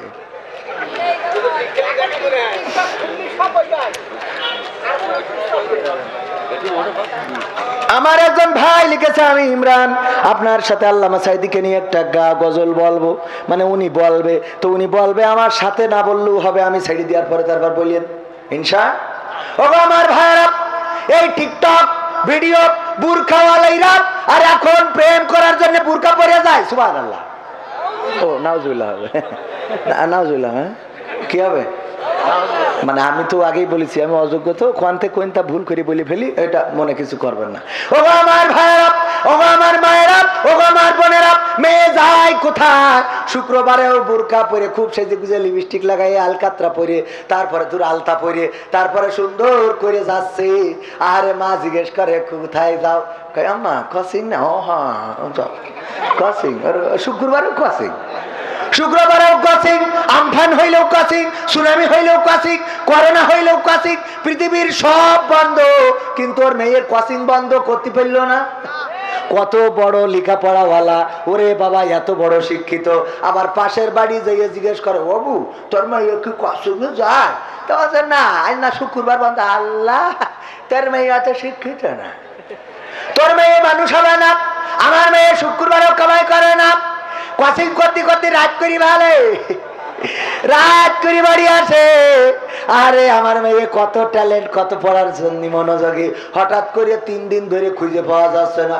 বাবু বাবু আমার মেয়ে বাড়ি আসেনি, তোর মেয়ে বাড়ি বাসা মেয়ে বাড়ি আসবে কি ছুটি দিন বড়িয়ে তো আছে বাবু গো, আমার মেয়ে এখনো বাড়ির বাসা আসবে কি? ও কসি করে বেড়াচ্ছে, কি করে বেড়াচ্ছে বাবু?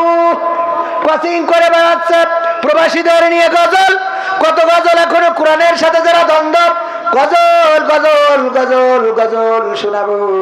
কিন্তু অনেকেই বলে যে হুজুর একটু ওয়াজ শোনান। গতকাল কেউ বাধা দিয়েছে মাহফিলে, মানে মেন কথা হলো একটু কথা ডানির থেকে বাইগেলি বাধা দেওয়ার মতো আল্লাহর ওলি আছে না নাই? পুরা মুখের ফুৎকার দিয়ে আল্লাহ বলছেন ইউরিদুন লিইউতফিউ নূরাল্লাহি বিআফওয়াহিহিম ওয়াল্লাহু মুতিম্মু নূরিহি ওয়ালাউ কারিহাল কাফিরুন। ওরা চাই মুখের ফুৎকার দিয়ে কোরআনের আলোকে, দ্বীনের আলোকে নির্বাপিত করে দেবে, কিন্তু আমার আল্লাহ চান কোরআনের আলোকে প্রজ্বলিত করে রাখবে, যতই ওদের কলজের মধ্যে জ্বালা পোড়া হোক না কেন। বললাম ওয়াজ করতে, বললি ওয়াজ করবো, কোনো অসুবিধা নাই। যদি বলেন শুধু গান করেন 2 ঘন্টা, আমার এই যে বই আছে, এই বইয়ের মধ্যে 101টা গান আছে, সারা রাত গাইলেও শেষ হবে, সারা রাত গাইলেও শেষ হবে না আমার। যদি বলেন হুজুর নাটক করেন, তাও করতে পারবো। যদি বলেন এই হ্যালো বলেন, তাও বলতে পারবো। যদি বলেন খেলা হবে বলেন, তাও বলতে পারবো। যদি বলেন ভাষণ দেন, তাও বলতে পারবো। এলেম কম, কিন্তু এসব কণ্ঠগুলো আছে না নাই? আল্লাহ এক একজনের এক এক কোয়ালিটি দেয় না? পাগল, আমার ভুল হয় আছে, ক্ষমা করে দেন। একটা কোয়ালিটি দিয়েছে না দেয় নাই? তবে একটা বিষয় আমার ইউটিউবার ভাইদেরা বলি, সচেতন হওয়া দরকার। হিরো আলমকে নিয়ে মিডিয়া কত মাতামাতি করে। হিরো আলম পাশে একটা কি যেন নাম, একটা মেয়ে নিয়ে যেখানে সেখানে সংবাদ সম্মেলন করে। সেদিন দেখলাম সাংবাদিকরা জিজ্ঞেস করেছে এই কি মনি যেন নাম, রিয়ামণি। রিয়ামণি দেখো দেখো, রিয়ামণির ভক্ত আছে না নাই?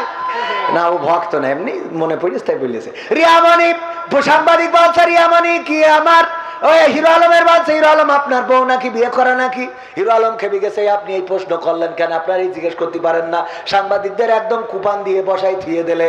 অথচ আমার মামুনুল হক যখন ধরা খেলো, ওই যে উনি মামুনুল হকের বিবাহিত বউ, তারপরেও সাংবাদিকরা উল্টায়ে পাল্টায়ে ঘুরাইয়ে পেঁচাইয়ে কত কি করে দিলেন। বলেন সুবহানাল্লাহ, নাউজুবিল্লাহ। বলিছে না বলে নাই? করেছে না করে নাই? শুধু করে নাই, বরং বিবাহিত স্ত্রীকে দিয়ে মামলা করিয়েছে, ধর্ষণ মামলা। আর সেই মামলায় এখন পর্যন্ত জেলে আছে আমার সাংবাদিকরা। আমার কথা হলো হিরো আলম মার্কারা, শাকিব খানেরা, শাকিল খানেরা, শাহরুখ খানেরা, এরা কার কার নিয়ে ঘুরে বেড়াবে? সবার কামিনের কাগজ দেখা লাগবে। দেখা লাগবে না? লাগবে না? ও ওরা নিয়ে বেড়ালে যাই যাই যায়, আর আমরা নিয়ে বেড়ালি তোমাদের ঠিক না বেঠে? ভাইরা আমার, কোরআনের সাথে যারা দ্বন্দ্ব করবে গানটা শোনাবো, শোনাবো। কোরআনের সাথে যারা করবে দ্বন্দ্ব, তাদের সাথে কবু হবে না। আপোষ করা যাবে? এই জায়গায় যুবকেরা ক্ষতি হবে, একটু কথা বলতে হবে। আর ওখানে আবার গেটের সামনে ভিড় হয়ে গেল সোনা পাখি। আমার সোনারা এখনো প্রধান বক্তা আছে মনে, ওয়াজ করবে, আইসো শোনা একটু সামনে এসে বসো। হ্যাঁ, এত ভালো করে করছি, তাও যদি না বসো তাহলে তোমাকে দিয়ে প্রেমও হবে না। এত ভালোবাসা দিয়ে বলতেছি আই লাভ ইউ, এসে বসো শোনা। আসো আসো সবাই এসে বসো। একটু ডানি ঢুকে তো জায়গা আছে না? মানে আছে না? ওই পাশে জায়গা আছে কিনা? এই পিছনে লোক কয় না কেন? আছে জায়গা? আছে, আছে, একটু আছে। দেখি আমার আমার সোনার ময়না পাখি। এই গান আমি মাঝে মাঝে শিখাই। বউকে শোনাবেন। কাকে? ধরেন বউর সাথে গোলমাল করেছেন, কথার কথা চলে গেছে বাপের বাড়ি, রাগ করে যায় না সময়, তখন গানটা শোনাবেন। আমার সোনার ময়না পাখি কোন বা দোষে বাপের বাড়ি গো, এই শীতি একলা কেমনে থাকি রে আমার কলজের ময়না পাখি। এই সোনালি বউয়ার বাপের বাড়ি থাকবে? ও তো এই শোনায় না, এ শোনায়, এ আরো গায় কি? আমি পারি না আর পারি না, আমার স্ত্রী কেন মরে না? আজরাইল কি চিনে নাই আমার স্বামীর আমার স্ত্রী রে গো আমি পারি না আর পারি না। এই আছে না নাই? আমি পারি না আর পারি না, আমার বউ কেন মরে না, আজরাইল কি চিনে না ওই নারী রে গো আমি পারি না আর পারি না। ও আরো যদি রাগ করি চলে যায় আর পগল বাজায়, আল্লাহ গেছে ভাবি গেছে। আপনি না বলো, এটা উদাহরণ দিছি, উদাহরণ ওই যে অনেক আছে ছেলে পিলে পাকামো আছে না নাই, ওই দিন মন খুলে অন্য জায়গায় লাইন মারবে শয়তানের রাখাটা সব বাদ দাও, ওইসব কথা না বলে এখন তাহলে গানটা শোনাবো যুবকদের। সে ওই যে সিরিয়া এই গানটা তো শোনাতে পারলাম না, আবার আর একটা গান আছে না নতুন, তুমি যার লাগিয়া, হ্যাঁ শোনার দরকার আছে না? এত আয়োজন এত কিছু যদি শুনতে হয়, ভাই মমতাজের আনলি কত করে টাকা দিতে জান টিকিটই 1000 2000 টাকা দিয়ে আপনি টিকিট পাতেন না, পিছনে বসে থাকতে হইতো, তাও গাদাগাদি করে ঠেলাঠেলি করে ঢুকাইতো, আপনার চুলির বসানি নষ্ট হয়ে যেত। তো এই জন্য কোরআনের মাহফিলে এসেছে এত কিছু শুনতে পাচ্ছেন, সোয়াবও হচ্ছে আবার বিনোদনও পাচ্ছেন, ঠিক না বেঠিক? অনেকেই আবার কয় মাহফিলের স্টেজ বিনোদনের মঞ্চ বানাবে, তা তুই ভালো মঞ্চ বানা, তোর ভালো বানাতে অসুবিধা কোন যায়, তুই কাটি করার দরকার কি? এই যারা বলে ওদের ব্যাপারে আমার মেসেজ হইলো, ভাইরে বাপুরে আমরা যে কথা বলি এতে যখন তোকে খারাপ লাগে, তোরা ভালো কথাটা একটু বললি মানুষের ভালো কর নাকি? ভালো না করি ওয়াজের মান বিনোদনের মান, বিনোদনের বানাইছি না কে বানাই, তুই ভালোটা করি একটু দেখাই দে, আমি দেখতে চাই। তোমার যোগ্যতা নেই কিছু করার, খালি কাটি করি বেড়াও।